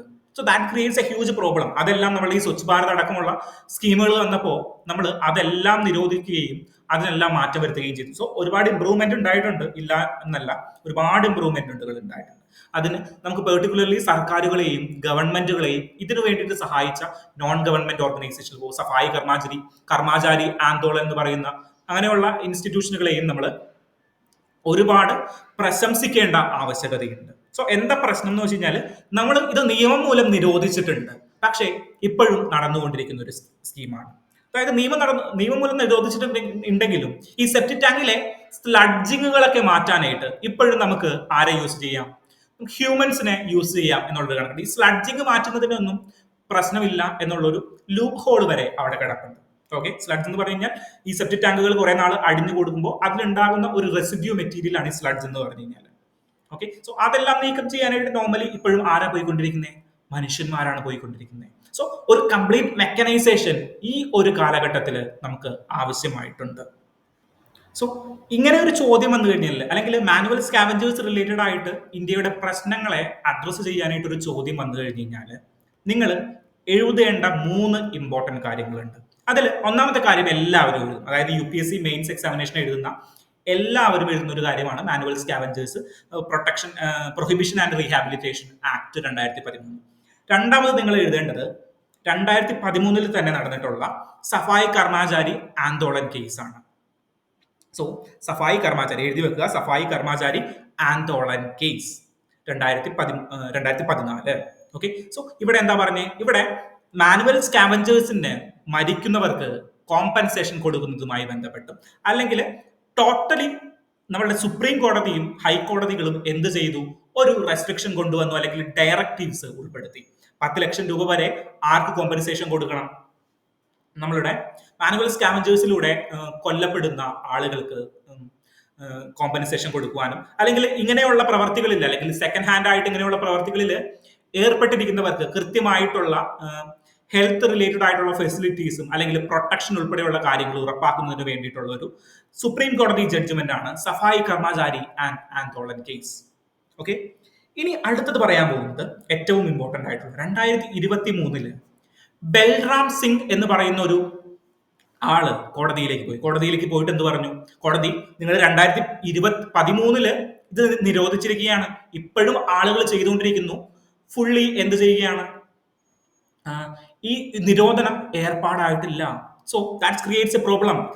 ബൽറാം സിംഗ് വെസ്റ്റ് union of India case 2023 supreme കോടതി വിധി പറഞ്ഞു, നിങ്ങൾ കൃത്യമായിട്ട് എന്ത് ചെയ്യണം, ഇത് ഇനാക്ട് ചെയ്യണം, ഫുള്ളി മെക്കനൈസ്ഡിലേക്ക് പോകണം. ഒരാളും ഇങ്ങനെയുള്ള കുഴികളിലേക്ക് ഇറങ്ങേണ്ട കാര്യമില്ല ഇനി. കാരണം ലോകം ഇത്രയും പുരോഗമിച്ചു. എന്തൊക്കെയാണ് നമ്മൾ ലോകത്ത് ചെയ്തത്, ആർട്ടിഫിഷ്യൽ ഇന്റലിജൻസിന്റെ കാലം വരെ എത്തി, എന്നിട്ടും ആളുകളെ കുഴിയിലേക്ക് ഇറക്കി അവരെ ശ്വാസം മുട്ടിച്ചും അല്ലെങ്കിൽ മറ്റുള്ള ഹെൽത്ത് റിലേറ്റഡ് ആയിട്ടുള്ള കാര്യങ്ങൾ വഴി മരിക്കുന്ന അവസ്ഥ ഇനി ഉണ്ടാകരുത്. സോ അതുമായി ബന്ധപ്പെട്ടിട്ടാണ് നമ്മൾ നമസ്തേ സ്കീം പോലെയുള്ള സ്കീമുകൾ ഇൻട്രൊഡ്യൂസ് ചെയ്യുന്നത്. നമസ്തേ സ്കീം പെർട്ടിക്കുലർലി ഈ ഒരു ജഡ്ജ്മെന്റിന്റെ ഭാഗമായി വന്ന ഒരു സ്കീമൊന്നും അല്ല, നമ്മുടെ സ്വച്ഛ് ഭാരത് മിഷനും ഒക്കെയുമായി ബന്ധപ്പെട്ട് വന്ന ഒരു സ്കീമാണ് national action for mechanised sanitation ecosystem. So ഇതില് മെക്കനൈസ്ഡ് സാനിറ്റേഷന് വേണ്ടിയിട്ടുള്ള ഒരു എക്കോസിസ്റ്റം ക്രിയേറ്റ് ചെയ്യുക, പേര് പറയുന്നത് പോലെ തന്നെ. സോ നമസ്തേ സ്കീം എന്തൊക്കെ കാര്യങ്ങളാണ് അപ്പൊ പറഞ്ഞത്, ഒന്ന് MS ആക്ട് അല്ലെങ്കിൽ manual scavengers prohibition and rehabilitation act. രണ്ടാമത് 2014 case Safai Karmachari Andolan case. Then മൂന്നാമതോ Balram Singh versus union of India. Balram versus Taradas എന്നൊരു സിനിമ ഓർക്കുന്നുണ്ടോ, ആ ബൽറാം അല്ല, ഇത് വേറെ ബൽറാം ആണ്. So Balram Singh versus union of India case. Okay, അതിനുശേഷം എന്ത് ക്രിയേറ്റ് ചെയ്തു, നമസ്തേ സ്കീം അല്ലെങ്കിൽ national action for mechanised sanitation scheme. 2 good എക്സാമ്പിളുകളുണ്ട്. ഒന്ന് ഒഡീഷയാണ്, രണ്ട് ചെന്നൈയാണ്. ചെന്നൈ എന്താണ് ചെയ്തതെന്ന് വെച്ച് കഴിഞ്ഞാൽ, ചെന്നൈ പട്ടണത്തിൽ പണ്ട് നിങ്ങൾ പോയി കഴിഞ്ഞു കഴിഞ്ഞാൽ എല്ലാവരുടെയും ഈ മാനുവൽ സ്കാവഞ്ചേഴ്സിനെ കൊണ്ട് നിറഞ്ഞിരിക്കുന്ന ഒരു സ്ഥലമാണ്, അല്ലെങ്കിൽ വൃത്തിഹീനമായി കിടന്നിരുന്ന ഒരു സ്ഥലങ്ങളിൽ ഒന്നാണ് ഈ ചെന്നൈ പട്ടണം എന്ന് പറഞ്ഞു കഴിഞ്ഞാൽ. ചെന്നൈയുടെ ഒരു ഗ്രേറ്റർ വിഷൻ കാരണം അവർ അതെല്ലാം ചേഞ്ച് ചെയ്യാൻ തുടങ്ങി. ഈവൻ മാനുവൽ സ്കാവഞ്ചേഴ്സിന് എന്ത് യൂസ് ചെയ്തു അവര്? നമ്മളുടെ റോബോട്ടിക് സംവിധാനങ്ങൾ വരെ യൂട്ടിലൈസ് ചെയ്തിട്ടുണ്ടായിരുന്നു. അത് 2022-ലോ 2023-ലോ ആണ് അവരത് ഇംപ്ലിമെന്റ് ചെയ്തത്. So that creates a huge appreciation for the Chennai. And ഒഡീഷയും ഇതുപോലെയുള്ള കാര്യങ്ങൾ ചെയ്തിട്ടുണ്ടായിരുന്നു. അതായത് ഫുള്ളി പ്രൊഹിബിറ്റ് ചെയ്തു, അല്ലെങ്കിൽ ഇപ്പോൾ ചെയ്തുകൊണ്ടിരിക്കുന്നവരെ ഐഡന്റിഫൈ ചെയ്യാനായിട്ടും അവർക്ക് വേണ്ടിയിട്ടുള്ള പ്രൊട്ടക്ഷനുകൾ എന്ത് ചെയ്യാനായിട്ടും ചെയ്തു. അവർക്ക് വേണ്ടിയിട്ടുള്ള പ്രൊട്ടക്ഷൻസ് കൊടുക്കാനായിട്ടും ആർക്ക് സാധിച്ചു? നമ്മളുടെ ഒഡീഷയ്ക്ക് സാധിച്ചു. ഓക്കെ. സോ പിന്നെയുള്ള പ്രശ്നം എന്താണെന്ന് വെച്ച് കഴിഞ്ഞാൽ, വേറൊരു പ്രശ്നം ഞാൻ പറയാൻ വിട്ടുപോയത്, ഈ നമസ്തേ സ്കീമുകളിലേക്കുള്ള ഫണ്ടുകൾ 14 കോടി മാത്രമാണ് കൊടുത്തു വരുന്നത്. സോ 14 കോടി എന്ന് പറഞ്ഞു കഴിഞ്ഞാൽ ഒരു സിറ്റിക്ക് തികയുന്ന ഒരു പൈസ ഇല്ല. കാരണം ഒരു സിറ്റിയിലുള്ള ആളുകളെ ഐഡന്റിഫൈ ചെയ്യാനായിട്ടും അവർക്ക് വേണ്ടിയിട്ടുള്ള ഈ പ്രൊട്ടക്ഷൻ കിറ്റുകൾ വാങ്ങിക്കാനായിട്ട് വേണ്ടിയിട്ട് പോലും മിനിമം ഒരു 20-25 കോടിയെങ്കിലും മിനിമം വരും. ദെൻ 14 കോടി ടോട്ടലി സ്പെൻഡ് ചെയ്തൊരു കണക്കാണ്. So that creates a huge problem. So എനിക്ക് നിങ്ങൾ ഓർത്ത് വെക്കേണ്ട 3 കാര്യങ്ങളേ ഉള്ളൂ. ഒന്ന്, MS ആക്ട് 2013. ദെൻ രണ്ടാമത് സഫായി കർമ്മചാരി ആന്തോളൻ കേസ് 2013. ദെൻ ഏറ്റവും റീസെന്റ് ആയിട്ടുള്ള ഒരു കേസ് ഏതാണ്? Balram Singh versus union of India 2013. Then ഏതാണ്? നമസ്തേ സ്കീം. ഈ 4 കാര്യങ്ങളും നിങ്ങളുടെ മെയിൻസ് ആൻസർ റൈറ്റുകളിൽ വന്നിട്ടുണ്ട് എന്ന് ഉറപ്പാക്കണം. Okay. That creates A mark. മാർക്കുകൾ വീഴുന്നത് ഈ 4 പോയിന്റുകൾക്കാണ്. അല്ലാണ്ട് മാനുവൽ സ്കാവഞ്ചിങ് നല്ലതാണ് ചീത്തയാണെന്നൊക്കെ എല്ലാവരും എഴുതും. UPSC പരീക്ഷ എഴുതുന്ന 99.99% ആളുകളും ഇതെല്ലാം എഴുതും. പക്ഷെ കറക്റ്റ് എക്സാമ്പിളുകൾക്കാണ് ഇവിടെ മാർക്കുള്ളത്. കാരണം പെട്ടെന്ന് വായിച്ചു പോകുമ്പോൾ ഇങ്ങനെയുള്ള എക്സാമ്പിളുകൾ ഉണ്ടെങ്കിൽ മാത്രമേ നമുക്ക് മാർക്ക് കിട്ടുകയുള്ളൂ. Okay. Next article is related to coral reefs. അതായത് ഒരു 24 ഇയേഴ്സ് ഒരു സർവേ റിവീൽ ചെയ്തു, ഇന്ത്യയിലെ കോറൽ റീഫുകൾ, ലക്ഷദ്വീപിലെ കോറൽ റീഫുകൾ 50% ഡിസ്ട്രക്ഷൻ ആയി, അല്ലെങ്കിൽ നശിച്ചു പോയി എന്നൊരു സർവേ റിപ്പോർട്ട് വന്നു. അതായത് 1998-ലെ കണക്കെടുത്ത് നോക്കുമ്പോൾ 50% കോറൽ റീഫും ഇന്ത്യയിൽ നശിച്ചു പോയി എന്നൊരു കണക്ക് ഇന്ത്യയിൽ വന്നു. ഇതിന്റെ അടിസ്ഥാനത്തിൽ കോറൽ റീഫുകളെ കുറിച്ചിട്ട് നമുക്ക് ഡീറ്റെയിൽ ആയിട്ടൊന്ന് നോക്കണം. എക്കോളജി ആൻഡ് എൻവിറോൺമെന്റ് പാർട്ടിലെ ഏറ്റവും ഇമ്പോർട്ടന്റ് ആയിട്ടുള്ള ഒരു ടോപ്പിക്കാണ് ഈ കോറൽ റീഫിനെ കുറിച്ചിട്ട്. എന്താണ് ഈ കോറൽ റീഫുകൾ? കോറൽ റീഫ് എന്ന് പറഞ്ഞു കഴിഞ്ഞാൽ നമുക്ക് എന്തായിട്ട് കണക്കാക്കാം? അനിമൽ ആണോ? അതൊരു പ്ലാന്റ് ആണോ? എന്താണ്? ഒരു അനിമൽ ആണെന്ന് നമുക്കറിയാം, അല്ലെങ്കിൽ കിങ്ഡം അനിമേലിയയിൽ വരുന്ന ഒരു സാധനമാണെന്ന് നമുക്കറിയാം. ഇതൊരു മീനാണോ? എന്താണ് സംഭവം? പെർട്ടിക്കുലർലി ഞാൻ കോറൽ റീഫുകൾ പഠിക്കുമ്പോൾ, ഞാൻ UPSC പഠിച്ചു തുടങ്ങുമ്പോൾ എനിക്ക് അറിയാൻ പാടുണ്ടായിരുന്നു എന്താണ് എക്സാക്ട്ലി കോറൽ റീഫ് എന്ന് പറഞ്ഞു കഴിഞ്ഞാൽ. കോറൽ റീഫ് എന്ന് പറഞ്ഞു കഴിഞ്ഞാൽ ഒരു ക്ലാസിഫിക്കേഷൻ വരും. സ്നിഡേറിയ എന്ന് പറയുന്ന ഒരു ക്ലാസിഫിക്കേഷനിൽ പെടുന്ന ഒരു ജീവിയാണ് കോറൽ റീഫ്. ഓക്കെ. സോ ഇതൊരു അനിമേലിയ കിങ്ഡത്തിൽ വരുന്ന ആളാണെങ്കിൽ ഒരു അനിമൽ ആണ്. മനുഷ്യരൊരു അനിമേലിയ കിങ്ഡത്തിൽ വരുന്ന ആളാണല്ലോ. അതുപോലെ അനിമേലിയ കിങ്ഡത്തിൽ വരുന്ന ഒരു ആളാണ് ഈ കോറൽ റീഫ്, അല്ലെങ്കിൽ കോറൽ പോളിപ്സുകൾ എന്ന് പറഞ്ഞു കഴിഞ്ഞാൽ. ഓക്കെ. കോറൽ പോളിപ്സുകൾ.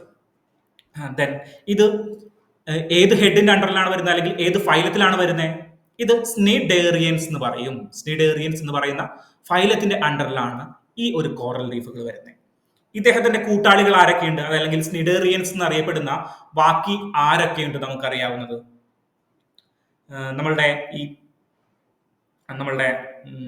ജെല്ലി ഫിഷ് ഉണ്ടല്ലോ, ജെല്ലി ഫിഷ്, അതൊരു സ്നിഡേറിയൻ ആണ്. ദെൻ സീ അനിമോൺ എന്ന് പറയും. സീ അനിമോൺ എന്ന് പറഞ്ഞ കൂർത്ത രോമങ്ങൾ പോലെയുള്ള കാര്യങ്ങൾ ഇതിന്റെ മീതി ഉണ്ടാവും. ഇപ്പോ കോറൽ പോളിപ്സിനെ നിങ്ങൾ എടുത്തു നോക്കിക്കഴിഞ്ഞു കഴിഞ്ഞാലും ഒരു വട്ടം ഉണ്ടാകും, അതിൽ നിന്ന് കൂർത്ത രോമങ്ങൾ ഇതിലുണ്ടാവും. ഞാൻ ഫോട്ടോ ആഡ് ചെയ്തിട്ടില്ല, എക്സാക്ട് ഫോട്ടോ ആഡ് ചെയ്തിട്ടില്ല. സോ കൂർത്ത രോമങ്ങൾ ഇങ്ങനെ വരികയും ചെറിയ ചെറിയ രോമങ്ങളല്ല, കൂർത്ത ദണ്ടുകൾ പോലെ ഇരിക്കുന്ന സാധനങ്ങൾ ഇതിലേക്ക് വരികയും ചെയ്യും. ഇതിലേക്ക് വെള്ളം അടിക്കുകയും വെള്ളത്തിലുള്ള ജീവജാലങ്ങളെ പിടിച്ചെടുക്കുകയും ചെയ്യും. ഇങ്ങനെയാണ് ഇത് ജീവിക്കുന്നത്. ഓക്കെ. സോ ഈ സ്നിഡേറിയൻസ് ജീവിക്കുന്നത് എങ്ങനെയാണ്? ഇത് വെള്ളത്തിൽ മുങ്ങിക്കിടക്കുകയും വെള്ളത്തിന്റെ തിരമാലകൾ അല്ലെങ്കിൽ അനക്കങ്ങൾ കൊണ്ട് ഇതിലേക്ക് വരുന്ന ആളുകളെ ഇവന്മാർ പിടിച്ചെടുത്ത് ഭക്ഷിക്കും. അങ്ങനെയാണ് ഇത് ജീവിക്കുന്നത്. ഓക്കെ. സോ കോറൽ പോളിപ്സ് എന്ന് പറഞ്ഞു കഴിഞ്ഞാൽ സ്നിഡേറിയൻസ് ആണ്. പെർട്ടിക്കുലർലി സ്നിഡേറിയൻസിൽ അടുത്ത് വരുന്ന ആരൊക്കെയാണ്? ഹൈഡ്ര ഉണ്ട്, ദെൻ സീ അനിമോൺ ഉണ്ട്, പിന്നെ നമുക്ക് അറിയാവുന്ന ആരുണ്ട്? ജെല്ലി ഫിഷുകൾ ഉണ്ട്. ഇങ്ങനെയുള്ള കാര്യങ്ങൾ അടങ്ങിയിരിക്കുന്ന സെക്റ്റിനെയാണ് സ്നിഡേറിയൻ സെക്ട് എന്ന് പറയുന്നത്, അല്ലെങ്കിൽ സ്നിഡേറിയൻ ഫൈലം എന്ന് പറയുന്നത്. അതിലൊരാളാണ് കോറൽസ്. ഓക്കെ, കോറൽസ് ആരാണെന്ന് മനസ്സിലായല്ലോ. സോ അനിമൽ ആണെന്ന് മനസ്സിലായി, സ്നിഡേറിയൻ സെക്റ്റിലാണെന്ന് മനസ്സിലായി. ഇനി കോറൽ ഫോർമേഷന് ഏറ്റവും അടിസ്ഥാനമായിട്ട് പല കാര്യങ്ങളും വേണം. അതായത് ഒരു ഷാലോ വാട്ടറിലാണ് ഈ കോറൽ റീഫ്സ് ഉണ്ടാകുക. അതായത് ഡീപ്പ് വാട്ടറിലും അധികം ഡീപ്പ് വാട്ടറിലും ഉണ്ടാകില്ല. ദെൻ തീരത്തോട് ഏറ്റവും അടുത്ത് ചേർന്ന് കിടക്കുന്ന പ്രദേശങ്ങളിലും ഉണ്ടാവില്ല. കൊച്ചി തീരത്ത് കോറൽ റീഫുകൾ ഉണ്ടോ? കുറച്ച് കോറൽ റീഫുകളൊക്കെ ഉണ്ടാവാം, പക്ഷെ ഏറ്റവും കൂടുതലുള്ളത് എവിടെയാണ്? നമ്മളുടെ ലക്ഷദ്വീപ് പോലെയുള്ള സ്ഥലങ്ങൾ, ആൻഡമാൻ നിക്കോബാർ പോലെയുള്ള സ്ഥലങ്ങൾ, ദെൻ ഗൾഫ് ഓഫ് കച്ച് അല്ലെങ്കിൽ റാൺ ഓഫ് കച്ച് എന്നൊക്കെ പറയുന്ന റീജിയൻ, അങ്ങനെയുള്ള സ്ഥലങ്ങളിലാണ് ഈ കോറൽ റീഫുകൾ അധികമായിട്ട് കാണാൻ പറ്റുന്നത്. സോ എത്ര ഡെപ്ത് വേണം? ലെസ് ദാൻ 50 മീറ്റേഴ്സ് സൺലൈറ്റിന് എത്താൻ പറ്റുന്ന ദൂരങ്ങളിൽ മാത്രമേ ഈ കോറൽ റീഫ് അധികമായിട്ട് കാണുകയുള്ളൂ. എന്ന് പറഞ്ഞിട്ട് ഇപ്പോ ഏറ്റവും ഡീപ്പില് കോറൽ റീഫ് ഇല്ല എന്നർത്ഥമില്ല. അതായത് ഇങ്ങനെ ഒരു സ്റ്റേറ്റ്മെന്റ് വന്നു കഴിഞ്ഞാൽ നിങ്ങൾ എന്ത് ചെയ്യും? Coral reefs only present in shallow water എന്ന് പറഞ്ഞൊരു സ്റ്റേറ്റ്മെന്റ് UPSCയുടെ പ്രിലിംസിന് ചോദിച്ചു. നിങ്ങൾ എന്ത് പറയും? തെറ്റാണോ ശരിയാണോ? ഓഫ് കോഴ്സ് തെറ്റാണ്. കാരണം എക്സെപ്ഷനുകൾ എപ്പോഴും ഉണ്ടാവാം. ഡീപ്പ് വാട്ടറിൽ ജീവിക്കുന്ന കോറൽ റീഫുകളും ഉണ്ട്. മേജർലി എവിടെയാണ്? അതായത് 99% എവിടെയാണ്? ഷാലോ വാട്ടറിലാണ്, അല്ലെങ്കിൽ ഡെപ്ത് കുറഞ്ഞ വാട്ടറിലാണ് ഉണ്ടാവുക. സണ്ണിന് പെനിട്രേറ്റ് ചെയ്യാൻ പറ്റുന്ന സ്ഥലത്തായിരിക്കും. ദെൻ ഒരു ഒപ്റ്റിമൽ ടെമ്പറേച്ചർ വേണം. അതായത് അധികമായിട്ട് ചൂടോ അധികമായിട്ട് തണുപ്പോ പാടില്ല. ദെൻ ഹൈ സലൈൻ വാട്ടർ ആകാനായിട്ട് പാടില്ല. അങ്ങനെയുള്ള ഒരു എക്കോളജിക്കൽ കണ്ടീഷനുകൾ ഉണ്ടെങ്കിൽ മാത്രമേ ഈ കോറൽ റീഫുകൾ ജീവിക്കുകയുള്ളൂ, അല്ലെങ്കിൽ കോറൽ ആവാസ വ്യവസ്ഥയ്ക്ക് ജീവിക്കാനായിട്ട് സാധിക്കുകയുള്ളൂ. ഓക്കെ, ഈ കോറൽസ് എങ്ങനെയാണ് ഭക്ഷണം പാകം ചെയ്യുന്നത്? കോറൽസ് ഒരു സൂസാന്തലെ ആൽഗയുമായിട്ട് എന്തുണ്ട്? സിംബയോട്ടിക് റിലേഷൻ ഉണ്ട്. വിച്ച് മീൻസ് നമ്മുടെ കോറൽ ഒരു അനിമൽ ആണല്ലോ, അല്ലെങ്കിൽ അനിമേലിയ കിങ്ഡത്തിൽ പെടുന്ന സ്നിഡേറിയൻ ആണല്ലോ. ഈ സ്നിഡേറിയൻസിന്, ഞാൻ ഈ സ്നിഡേറിയൻ ഇടക്കിടക്ക് പറയുന്നത് നിങ്ങളുടെ മനസ്സിൽ അത് കയറി പറ്റാൻ വേണ്ടിയിട്ടാണ്. മനസ്സിലായോ? എനിക്കറിയാം ആദ്യമായിട്ട് സ്നിഡേറിയൻസ് എന്നൊക്കെ കേൾക്കുമ്പോൾ കുറച്ച് പാടായിരിക്കും, ഇത് എന്താണ് ഈ സ്നിഡേറിയൻസ്? സോ സ്നിഡേറിയൻസ് പറയുന്ന ഒരു ഫൈലമാണ്, ഒരു ക്ലാസ് ആണ്. സോ സ്നിഡേറിയൻസ് ഞാനൊരു 100 പ്രാവശ്യമെങ്കിലും പറഞ്ഞുകൊണ്ടിരിക്കും. സോ നമ്മളുടെ സ്നിഡേറിയൻസിൽ പെടുന്ന കോറൽ റീഫിന് ബെസ്റ്റി ആയിട്ട് ആരുണ്ട്? ആൽഗയിൽ പെടുന്ന ഒരു സൂസാന്തല ഉണ്ട്. സൂസാന്തല എന്ന് പറയുന്നത് ഈ ആൽഗയുടെ പേരാണ്. സോ ഇവർ തമ്മിൽ ബെസ്റ്റിയാണ്, ബെസ്റ്റ് ഫ്രണ്ട്ഷിപ്പ് ഉള്ള ആളുകളാണ്. ഇവരെന്ത് ചെയ്യും? ഒരു സിംബയോട്ടിക് റിലേഷൻഷിപ്പ് ഉണ്ട്. അതായത് ഈ സൂസാന്തല എന്ന് പറയുന്ന ആൽഗെ എന്താ ചെയ്യുന്നത്?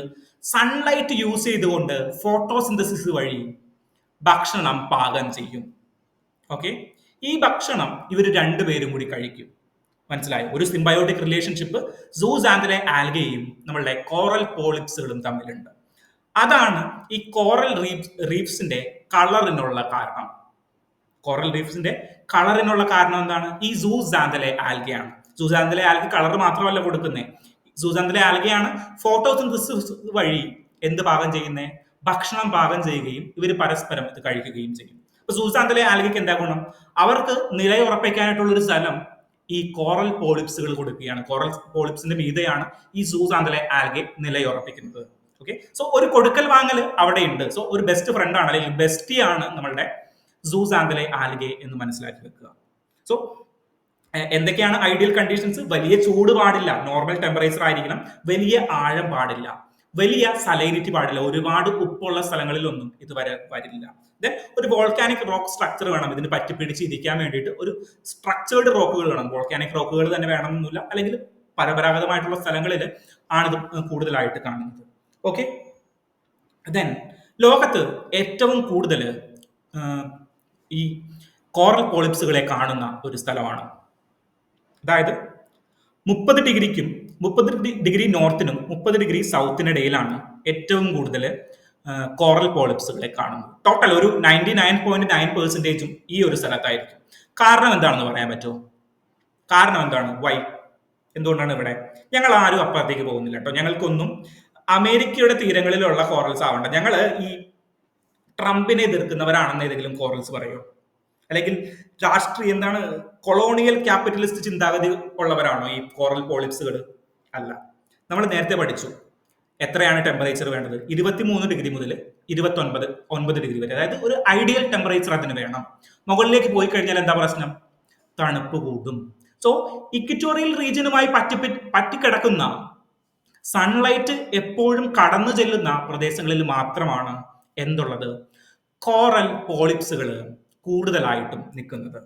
ഓക്കെ, സൺലൈറ്റുകൾക്ക് എത്തിപ്പെടാൻ പറ്റുന്ന, ടെമ്പറേച്ചർ സ്റ്റേബിൾ ആയിട്ട് നിൽക്കുന്ന, വലിയ ഉപ്പില്ലാത്ത സലൈനിറ്റി സ്റ്റേബിൾ ആയിട്ട് നിൽക്കുന്ന സ്ഥലങ്ങളിൽ മാത്രമാണ് കോറൽ റീഫ്സ് ഉള്ളത്. സോ ഇതാണ് ഇതിന്റെ ഒരു പ്രശ്നം വരുന്നത്. സോ നമ്മളുടെ എന്ത് വരുമ്പോൾ, ഗ്ലോബൽ വാർമിംഗ് വരുമ്പോൾ എന്ത് സംഭവിക്കും, കോറൽ റീഫ്സ് ഡിസ്ട്രക്ഷൻ സംഭവിക്കും. ദെൻ മറൈൻ പൊല്യൂഷൻ സംഭവിച്ചു കഴിഞ്ഞാലോ, അല്ലെങ്കിൽ വെള്ളത്തിൽ ഒരുപാട് ജലം അധികമായിട്ട് വന്നു കഴിഞ്ഞാൽ എന്ത് സംഭവിക്കും, കോറൽസിന് ഡിസ്ട്രക്ഷൻ സംഭവിക്കും.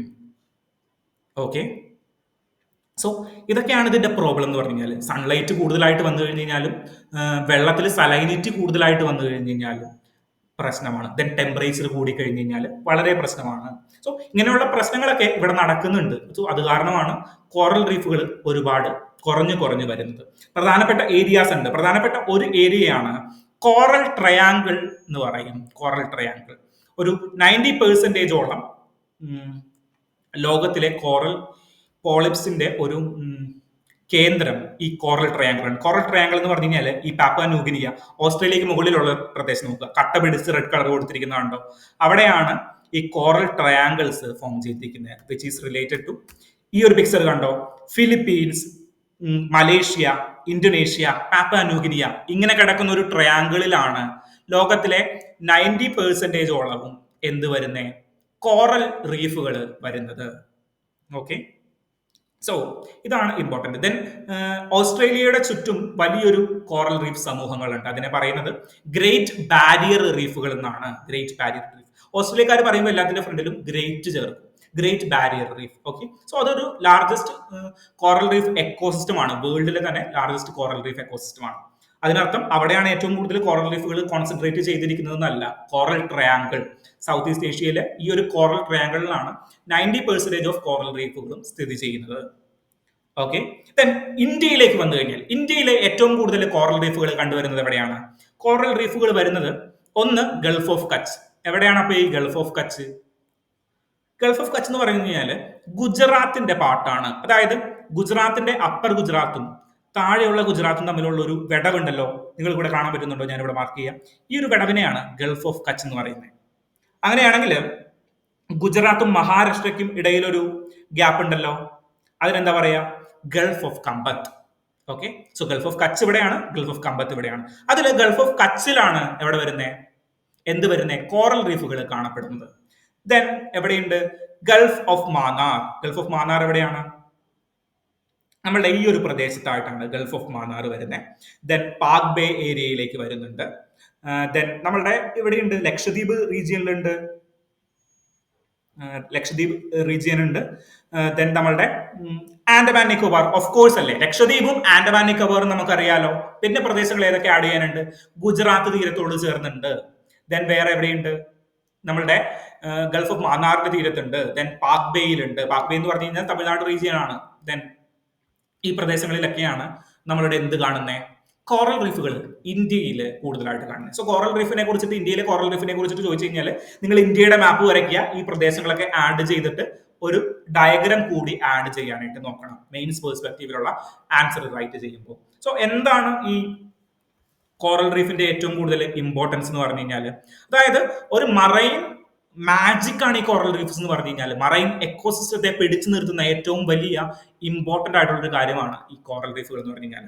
4000-ഓളം സ്പീഷീസുകൾക്കും ഇൻക്ലൂഡിംഗ് ഫിഷുകൾക്കും ഇൻവെർട്ടിബ്രേറ്റ്സ് ആയിട്ടുള്ള ആളുകൾക്കും അഭയകേന്ദ്രമാണ്. ദെൻ കോറൽ പ്രൊട്ടക്ഷന് വേണ്ടിയിട്ട്, അതായത് അവിടെ കോറൽ റീഫ് ഉണ്ടെങ്കിൽ നിങ്ങൾക്കറിയാം കോറൽ ആ കോസ്റ്റ് പ്രൊട്ടക്റ്റഡ് ആണ് എന്ന് നിങ്ങൾക്കറിയാം. ഓക്കെ, ദെൻ ഹ്യൂജ് ബയോഡൈവേഴ്സിറ്റി, അതായത് ഇവിടെ മീനുകൾ വന്ന് മുട്ടയിടുകയും അവിടെ പെറ്റുപെരുകയും അങ്ങനെ ഒരു ആവാസ വ്യവസ്ഥ അവിടെ ക്രിയേറ്റ് ചെയ്യപ്പെടുകയും ചെയ്യുന്നുണ്ട്. ഓക്കെ, സോ ഈ കോറൽസ് നശിക്കുമ്പോൾ എന്താ പറ്റുക? ഇതിനോടൊപ്പം ആദ്യം കോറൽസ് നശിക്കുന്നതെന്ന് പറഞ്ഞു കഴിഞ്ഞാൽ കോറൽ ബ്ലീച്ചിങ് എന്നാണ് അതിനെ പറയുന്നത്. ആദ്യം ഇതിന്റെ മേലെയുള്ള നമ്മളുടെ ബെസ്റ്റ് ഫ്രണ്ട് ആയിട്ടുള്ള ആരാണ്? സൂസാന്തലെ ആൽഗയുണ്ട്. ഇതങ്ങട് നശിച്ചു പോകും, അതായത് ഇത് അവിടെ നിന്ന് പോകും. സോ ഈ കോറലുകൾ മൊത്തം വൈറ്റ് കളറായിട്ട് അങ്ങോട്ട് മാറും. ഇതിനെയാണ് കോറൽ ബ്ലീച്ചിങ് എന്ന് പറയാം. ഓക്കെ, കോറൽ സൂസാന്തലെ ആൽഗെ പോയിട്ട് ടാറ്റ ബൈ ബൈ ഞാൻ പോകുന്നു എന്ന് പറഞ്ഞിട്ട് അവിടെ മൊത്തം വെള്ള കളറായിട്ട് മാറും. അതിനെന്ത് പറയും?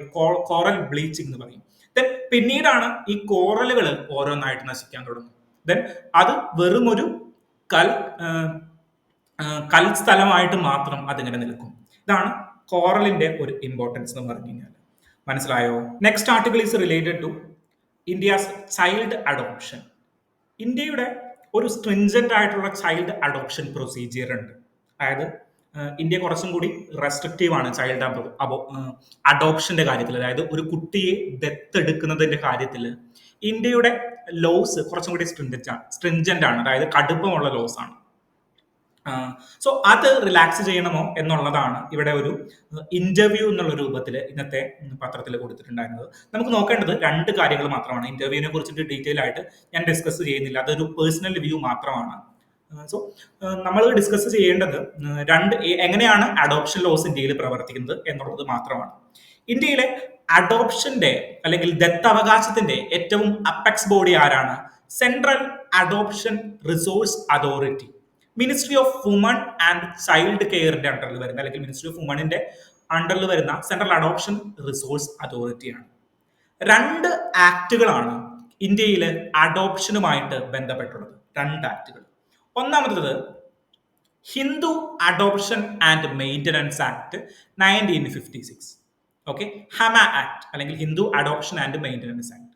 Then juvenile justice act 2015.